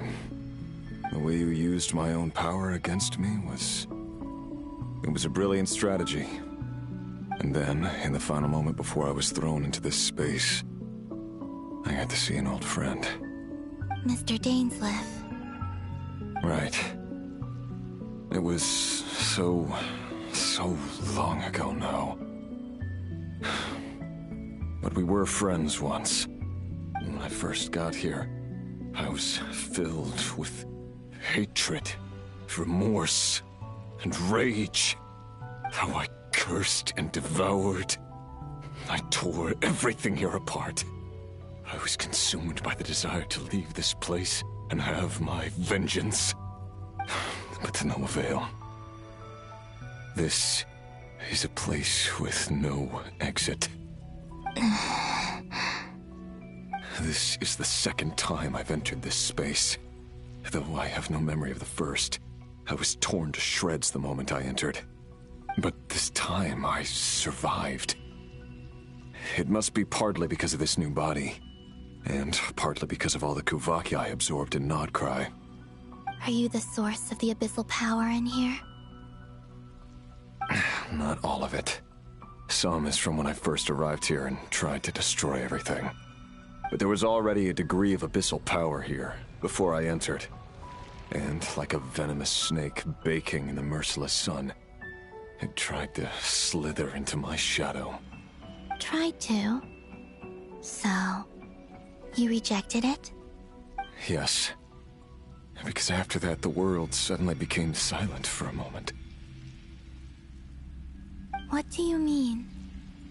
The voices in my head, they were gone. And then I saw her. Her? Thalindis. My former lover. Never mentioned that she saw a memory of Thalindis leaping into the moon's reflection. More precisely, I saw her afterimage. I'm sure the real her is long gone. She was just an ordinary Conrian. She couldn't have survived here for very long. Anyway, why have you come here? Didn't you know it was a dead end? If I hadn't escaped through the moon gate, my friends would have been in far greater danger. Oh, I see. Because of your power. The power of a moon goddess. What? You'd like to know how I know, wouldn't you? The one who resurrected me said so. I could hear a deep lust for power in his voice. Do you mean... Dottore? Dottore. So that's what he's called. He'd been collecting fragments of my body for a long time. All so that he could resurrect me at the moment of his choosing. I had no interest in his research. But being as corroded by the abyss as I was, we were aligned as far as hunting the moons and recovering my strength were concerned. So that's why the Wild Hunt suddenly became so active in Nodcry. When I left the Fatui in my weakened state, Dottore must have felt that his time had come. Moon Goddess, could I ask a favor of you? What? I know this is a lot to ask, especially from someone who tried to kill you. If you refuse, I won't fight it. But this is the only thing I desire now. Nothing else matters. What do you want? I'd like you to take a message to Thalindis for me. Thalindis? But... Yes, she's dead. But like I said, I saw her afterimage. I can sense that some part of her soul remains here. Far, far ahead. Why don't you go and speak to her yourself? I can't. I don't know why, but I can't move freely in this space as you can. All I can see is a glimpse of her, walking away. Just like the moment when I last saw her in life. In return, I will clear these abyssal obstacles for you. No, not in return. I'll clear them for you. Whether you want to help me or not. It feels like something I ought to do. Why? Yeah. Why, indeed. I've been asking myself that question a lot recently. Why did I do the things I did? I'm tired of it all. Tired of the person I became. People used me. And then I turned around and started using others. I hurt a lot of people. I think I grew tired of it long ago. But I wouldn't admit it to myself. And ultimately, that's how I ended up here. What do you wish to tell her? All of it. My past. My mistakes. Everything that happened after we were separated. Is it okay if I give her the abridged version? Yeah, I'm sure there's plenty you can skip over. Just tell her the important parts. Whatever you think that means. Like the part where you relentlessly tried to kill us?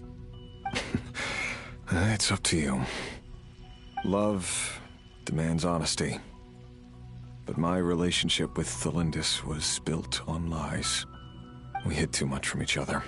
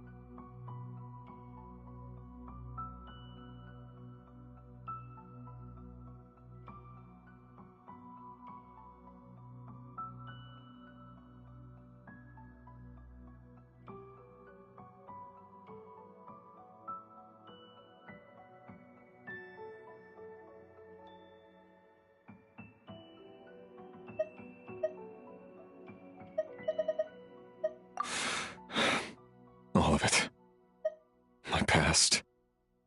My mistakes. Everything that happened after we were separated. Is it okay if I give her the abridged version?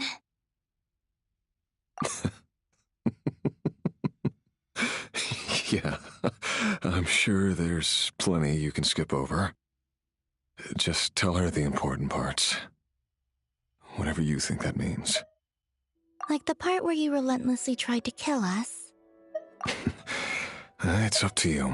Love demands honesty. But my relationship with Thelindis was built on lies. We hid too much from each other. But after living my whole life in the shadows, I don't want to hide anything anymore.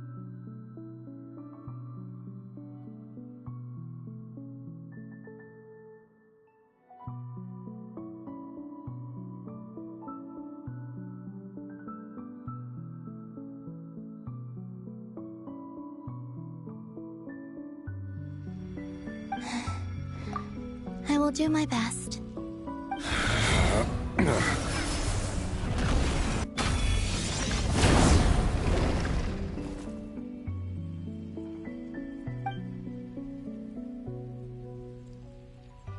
There. The Abyss will no longer stand in your way. Even though Mr. Dainsliff felt he had to fight you, I think he still regarded you as a friend. Dane? He said that you betrayed him. But he also felt great remorse at never having understood what you were truly going through.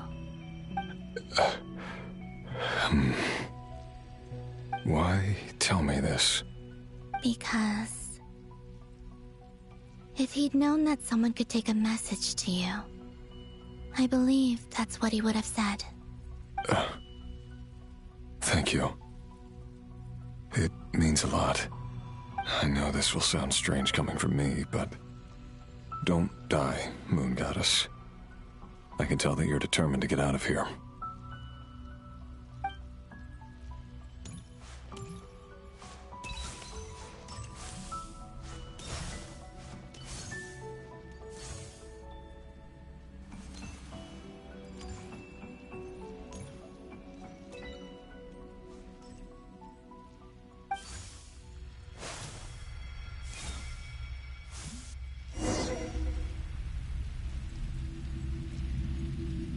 He kept his word. The Abyss is no longer obstructing my path.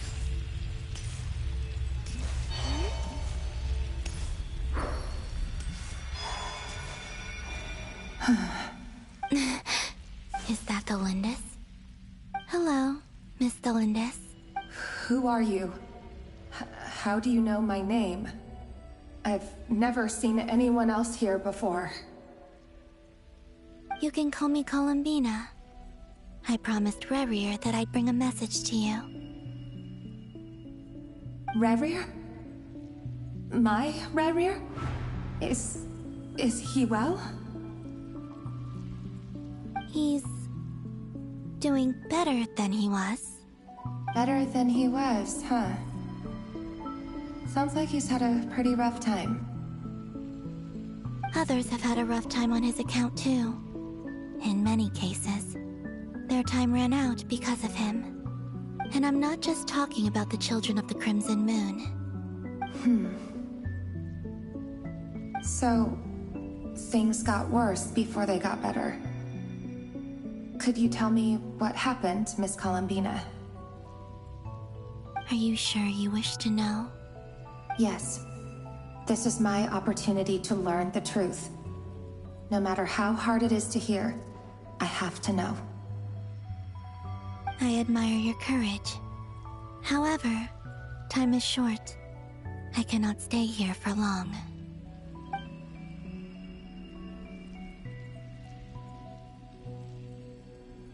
Rerir had seeds of hatred in his heart, and many people nursed them for their own ends. On some level, everything he did was to try and find a way to see you again. But in the end, he came to regret his mistakes. He wanted to apologize for hiding his past from you. Beyond that, he did not say specifically what it was he wished to convey to you. but I'm sure that you've always been on his mind. You are what has kept him going over all these years.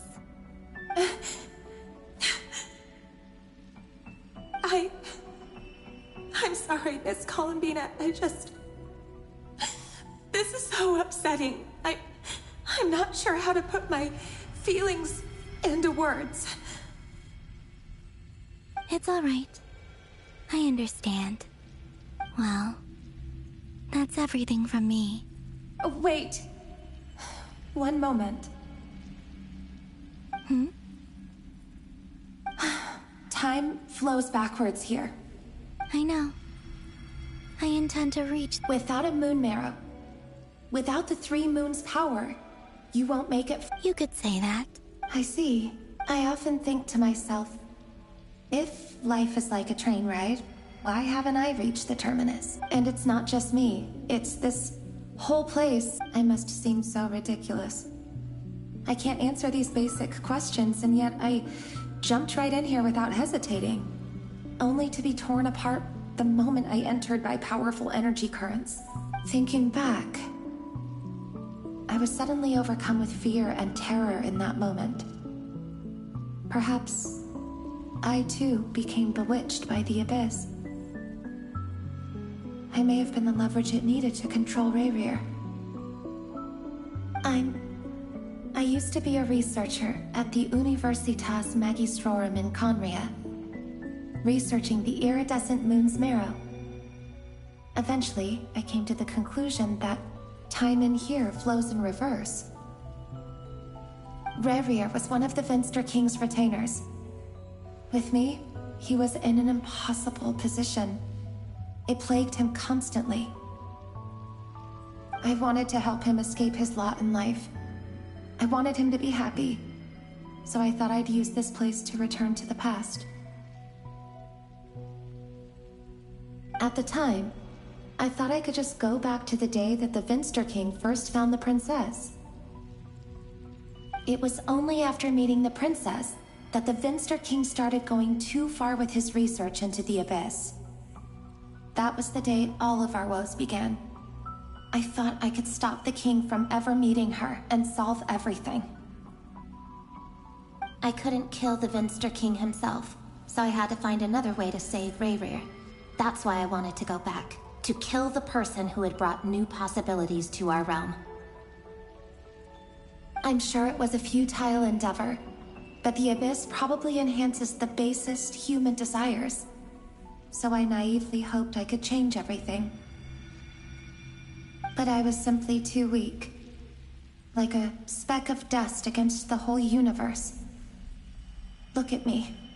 I didn't even survive the journey here. Not physically, at least. I know I'm never getting out of here. But you're different. You can make it, and I want to help you. I owe you that much. How do you plan to help me? Have you noticed the golden energy? Based on my past research and my observations since coming here, I can share what I've learned and help you understand the pattern in which this... I think you...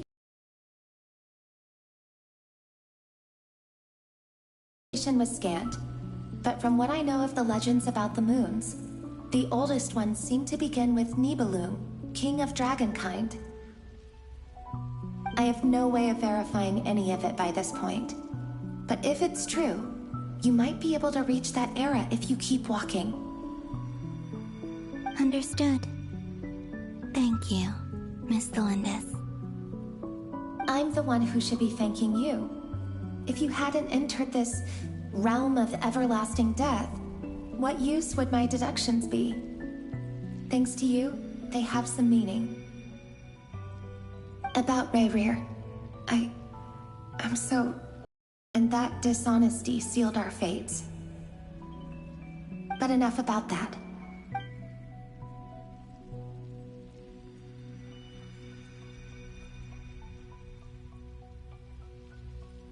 And may the outside world never have to experience pain like this again.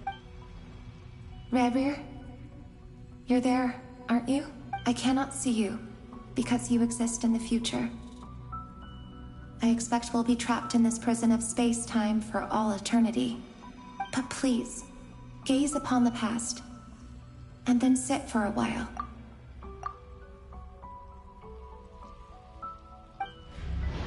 Let's find a place to sit down together, just like we did when we first met.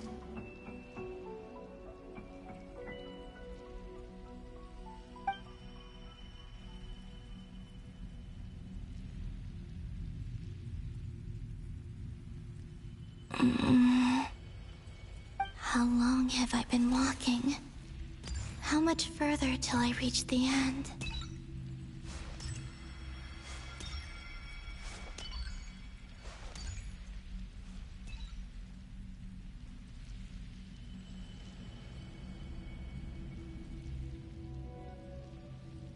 Is there even an end to be found? Everything's getting blurry.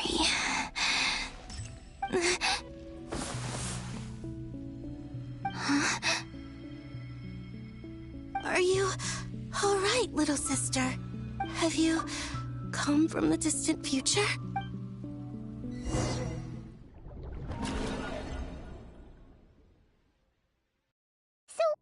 How exactly did the moons just disappear?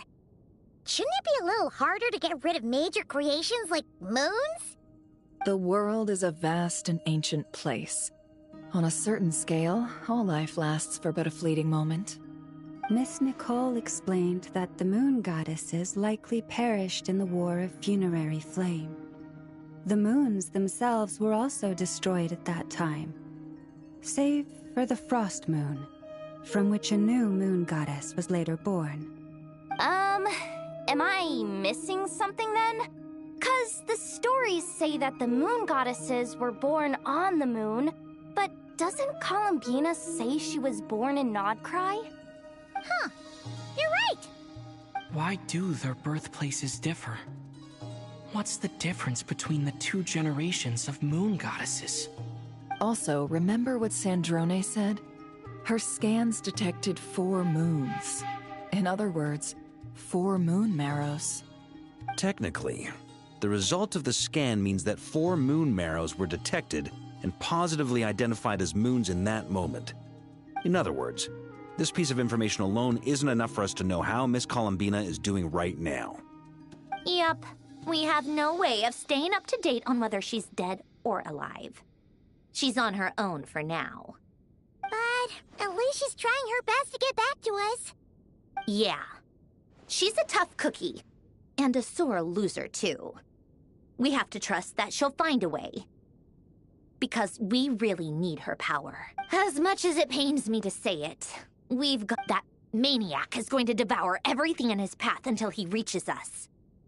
We need to find someone or something that can stop him before he does anything worse. I'll be frank.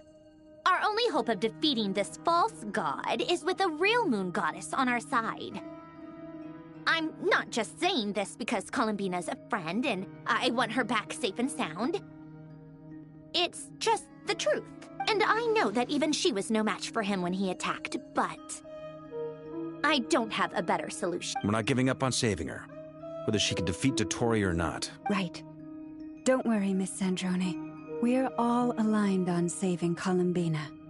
No one's trying to argue that we can only justify saving our friend because it will help save the world. This is about multitasking. We want to save both. So, she's more than just a moon goddess to you guys? Absolutely. Duh! She's part of the gang! And you are too, you know. Yes, I know. You don't need to labor the point. I knew that the moment I came running over with my documents that I was part of the in-group. I mean, if Arlecchino can fit in, I certainly can. Anyway, as for how we get Columbina back, I've been working on it constantly. But I think I'm still lacking certain information about the moon. I'd probably get there if I could continue my calculations, but the problem is, I've run out of computing power. Computing power? You mean, you need more energy? No, The issue isn't energy, it's processing power. There's so much data to get through that the whole process has just ground to a halt. That's a tricky problem. René de Petrichor of the Nazissenkreuz Ordo once foretold the fate of the world. But I don't know how he did it.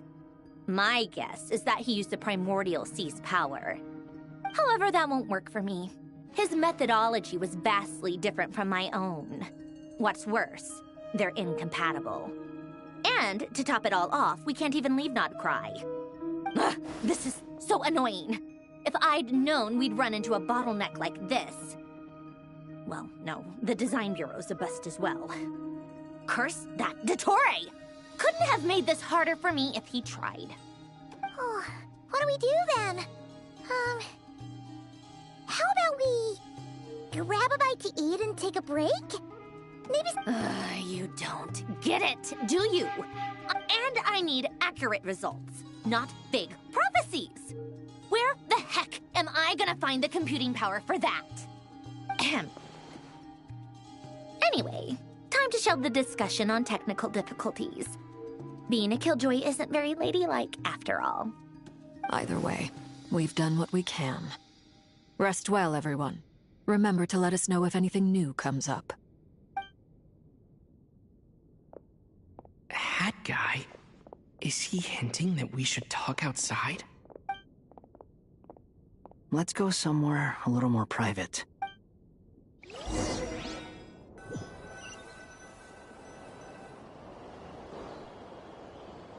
You know that Dory went back to Sumeru, right? Yeah, she mentioned she was planning to head back. Things aren't looking good for Nodcry. She's gone to spread the word so that Sumeru has a chance to prepare for the worst. From what I know of Dottore, there are two possible reasons why he hasn't made a move yet. One is that he's still working through some kinks in his new powers. The other is, he wants to see how we're going to react. He'll easily devour everything eventually, so I guess he's in no rush to make it happen. The first false god he made was me. Now it's his turn. Even though my records were erased from Irminsul, Dottore's ideas haven't changed one bit. He once told me that becoming a god was like turning yourself into a hungry wolf or giant serpent to devour the moon. Clearly, he began studying the moon goddess's powers long before he even tried making a god.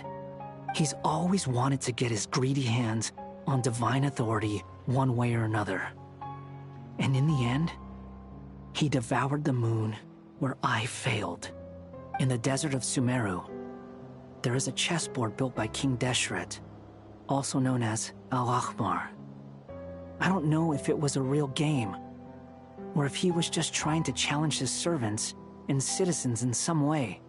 But creating games and setting rules, gods do that as a matter of course.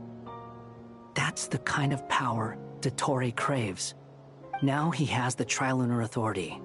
His power is leagues beyond the common people. I don't think there's any point in other nations rushing to the front line. They're better off focusing on defense and hoping they can fend off any threats that spill out from Nodcry. Either way, Dory will inform Lesser Lord Kusanali, and she will contact the other gods in turn. The Seven will have some recourse available. If nothing else, their protection should keep the rest of the world from descending into chaos as quickly as Nodcry has. So on the bright side, even if Nodcry is doomed... That's good to know. But I'm not ready to give up on Nodcry yet. There's a word for people who refuse to let anything go. It's called being greedy. Maybe it sounds greedy to you, and probably naive too. But whatever you call it, that's what gives me the determination to keep fighting. Battles are fleeting, but the will to fight is a long-term commitment. Give up for even a moment, and your resolve will shatter. Why do you always feel the need to do the right thing? No one is born to be a savior. I mean, who's gonna criticize you if you fail, or give up? Don't take this the wrong way, but Dottore said something similar to me. I guess the Fatui attracts people who don't... Not necessarily. It's less about belief for me. I just want to know how determined you really are. After all, I don't owe anything to anyone else here. Only you. You look kinda worried. If your arch-nemesis was about to achieve their ultimate goal, I think you might feel a little worried too. That's true. Dottore is about to become an omniscient Still, you're calmer than I expected. Obviously, I have to admit that my past self was a reckless fool who misunderstood not only the point of revenge, but how to achieve it. And as much as I want my vengeance, I know I'm not gonna get it by acting alone. If the world's taught me anything, it's to think before I act. Too bad it never taught me any other virtues, though. So, I am going to destroy Dottore, no matter what it takes. So, what's your plan? I'll get to that. First, tell me, what do you think of Sandrone? Just like Paimon said, she's a friend, part of the gang. How much do you trust her? This is a serious question. Think carefully before you answer. Although she's with the Fatui, she has her own values, and she's helped us a lot. If nothing else, she's clearly going the extra mile for Columbina. I see no reason not to trust her. If you say so. In that case, the three of us need to talk. I have some thoughts about her computing problem. It can be solved, but it will come with a cost. How much? If I can afford it, I'll cover it. Sometimes your heroism really backs me into a corner. You know that? Come on, let's go talk to her.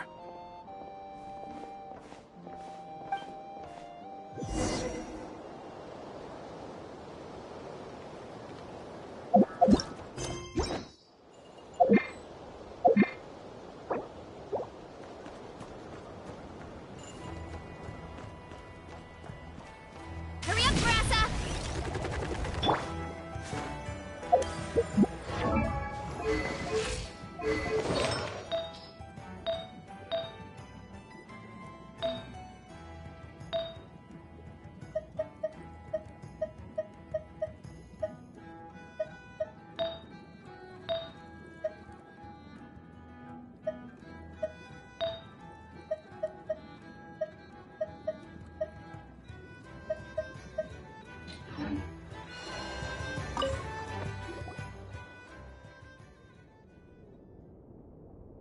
Miss Androne, Traveler. Hey there. Paimon's here too! She was just helping them sort through their things. How did your chat go? That was fast. The call only just ended. Well, you said it was urgent. So Albedo, I have some alchemy questions for you. I see. Looks like my knowledge proved useful after all.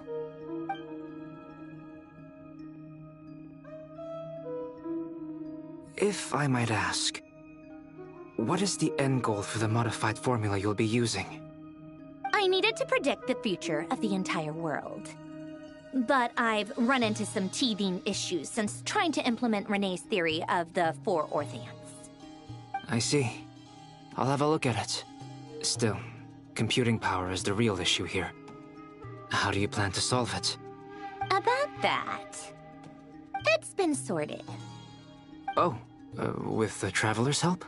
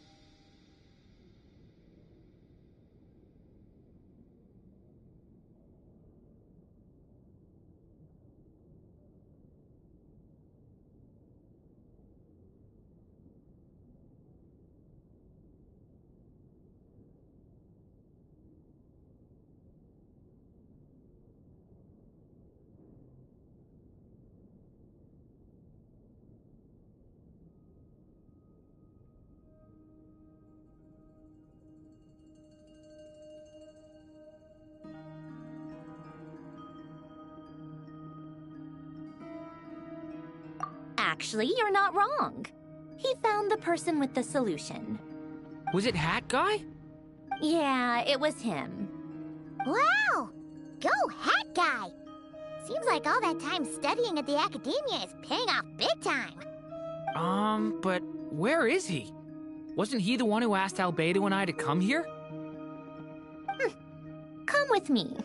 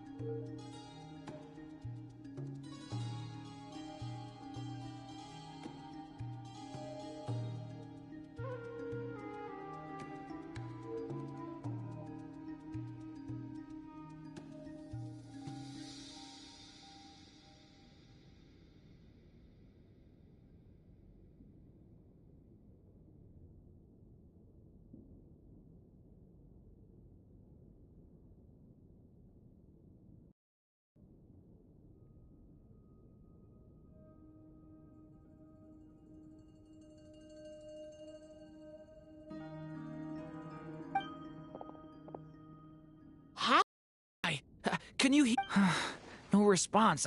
Hat guy mentioned that he was a puppet. I presume this has something to do with the solution to your computing problem.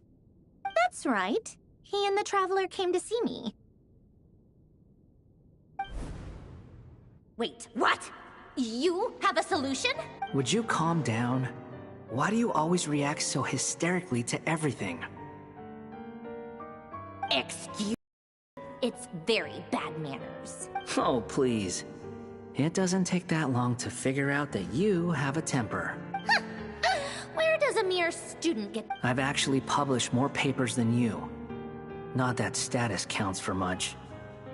Even Paimon's applied for academia admission. Huh? Are you serious? See? This is why I can't be bothered to explain myself. She recognizes no one's skills but her own. Okay, fine. I'll hear you out. So, tell me, how do you propose to solve my computing power problem? This world itself is constantly processing all kinds of information. If it's the world's future you're trying to calculate, you need a processing device that's designed to cope with that volume. Easier said than done. Only Irminsul can handle that kind of... Wait, is that what you're suggesting? But surely we can't just plug my formula directly into the ley lines. You should be able to tell that I'm not human, right? Yeah, I noticed. The technology, though, seems pretty ancient. Very different from Fontaine's. It's a completely different system. Conrian, to be precise. I'm what they would have called a puppet. Puppets need an energy source and processing power. The artisans who built them sought out the materials most suited for that purpose. You? Do you mean... The Traveler and I have talked it over. He's willing to vouch for you. So, I'll allow you to borrow my core for your calculations. It was built using wood from a silver-white tree, which makes it a small part of Irminsul. Conrian technology and Irminsul wood. Who in the world could have built you? Are you sure about this? A puppet without its core will cease functioning completely. And if it's left in that state for too long, it might not recover. You could die if you do this. You do realize that, don't you? I can put two and two together, yes. No need to rub it in. I won't lie to you. This has never been done before. I cannot guarantee your safety. Doesn't matter. I'm prepared for the worst. Did you two actually talk this through? Is he... Are we really considering this? Yes, we discussed it. The bottom line is, he trusts me, and I trust you. Let's give it a shot, shall we? Honestly, I have no clue where this kid even came from. But for whatever reason, he lent me his core to use in my formula. I'm very close to finishing my calculations now, and the core is currently in use. So I'm sorry, but I can only show you a sketch right now. This is what the core looks like. A silver-white branch. It certainly matches the legends told about Irminsul. Is Hat Guy gonna be okay? He's not gonna die, right? Right? In theory, he should be fine. As long as we put his core back in time. Beyond that, all I can say is that I'll try my best to avoid risks and make sure the core doesn't sustain any damage. I think I know why you called us here now. Someone needs to watch over his body and make sure it's protected until the process completes. Correct. He said that the only ones he trusts here are you two, and the Traveler. and the Traveler will have other work to do.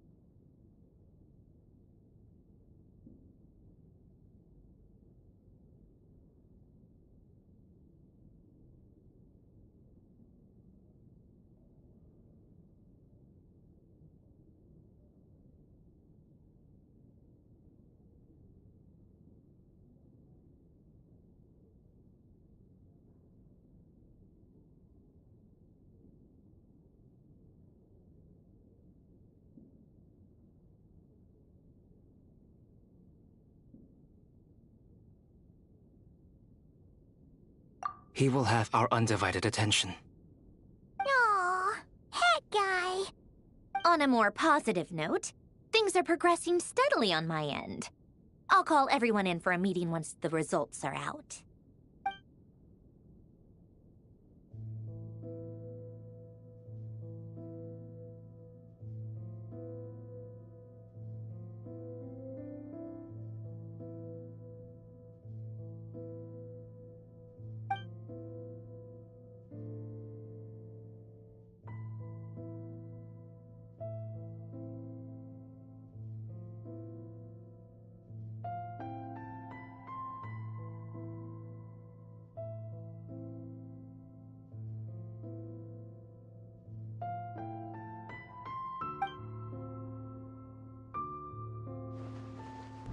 The worst case scenario with the core removal is either a system reset or a total loss of function.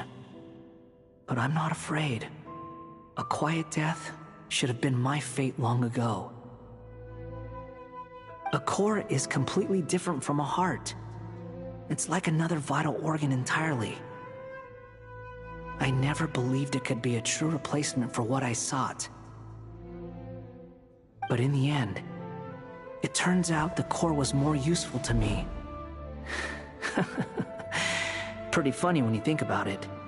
It's like the punchline of my entire life. Do you think there's any difference between a puppet and a human? If not, then this would just be another samsara. I have already experienced both a past life and a next life. Part of me wonders whether I'm only capable of making this decision because I've become a real human. What's with that expression? Isn't this a good thing? Sandrone will succeed, won't she? She has to. She will. We all have to persevere until this is over. That's right. And I'll protect you all until a moment of victory arrives.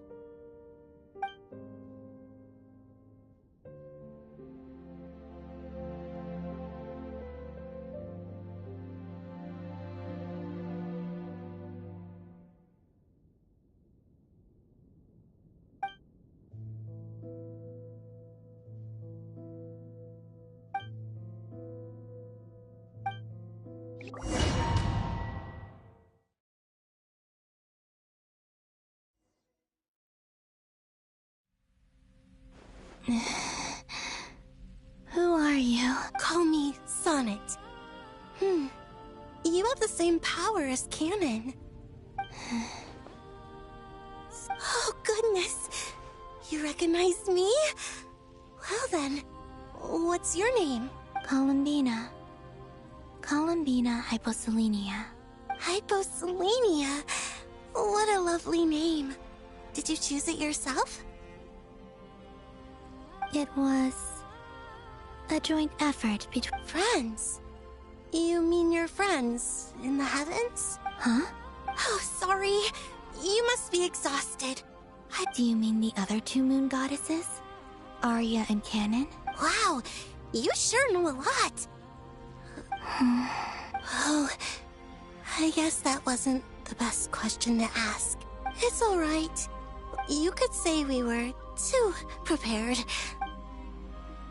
When did you get here? How long has it been?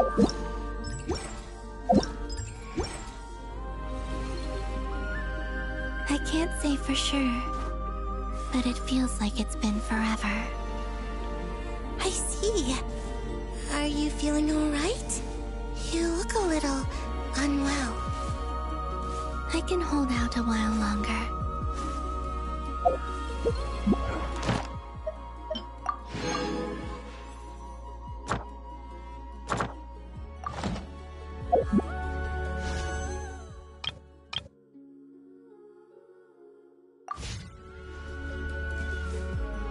We don't have far to go. The place where my sisters and I are based is just up ahead. Don't worry, they're both really nice. I'll introduce you.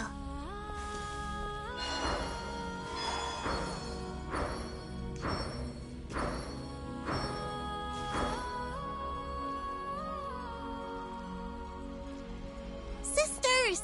I'm back! And look who I've brought with me.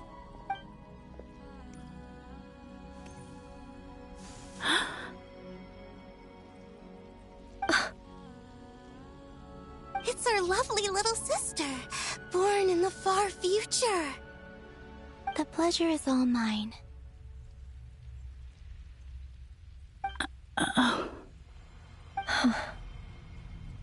Allow me to introduce you to Columbina Hyposelenia.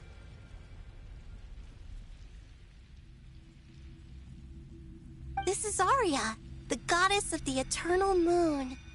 And this is Canon, goddess of the frost moon. Canon, don't you think Hyposelenia's power is similar to yours?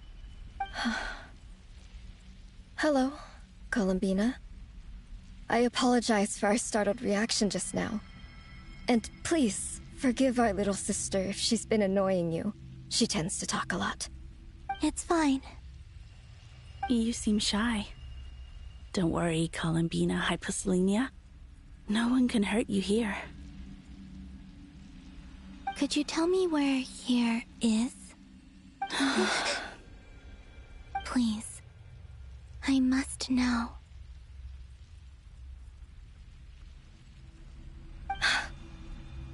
My dear sister, this is where Tevat's original ruler, the Dragon King Nibelung, imprisoned